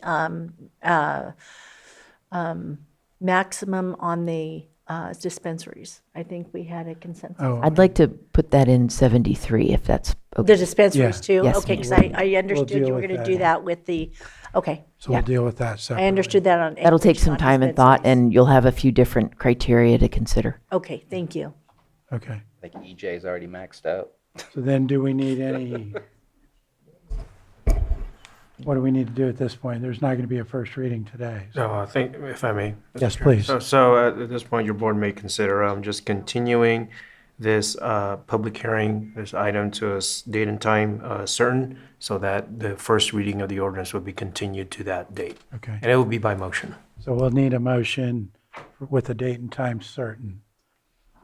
Check with the clerk. 23rd at 11 a.m. Mr. Chair, I move to continue this public hearing to June 23rd at 11:15 a.m. Second. 11 a.m. Second. Do I have a motion and a second? All in favor? Aye. Aye. Opposed?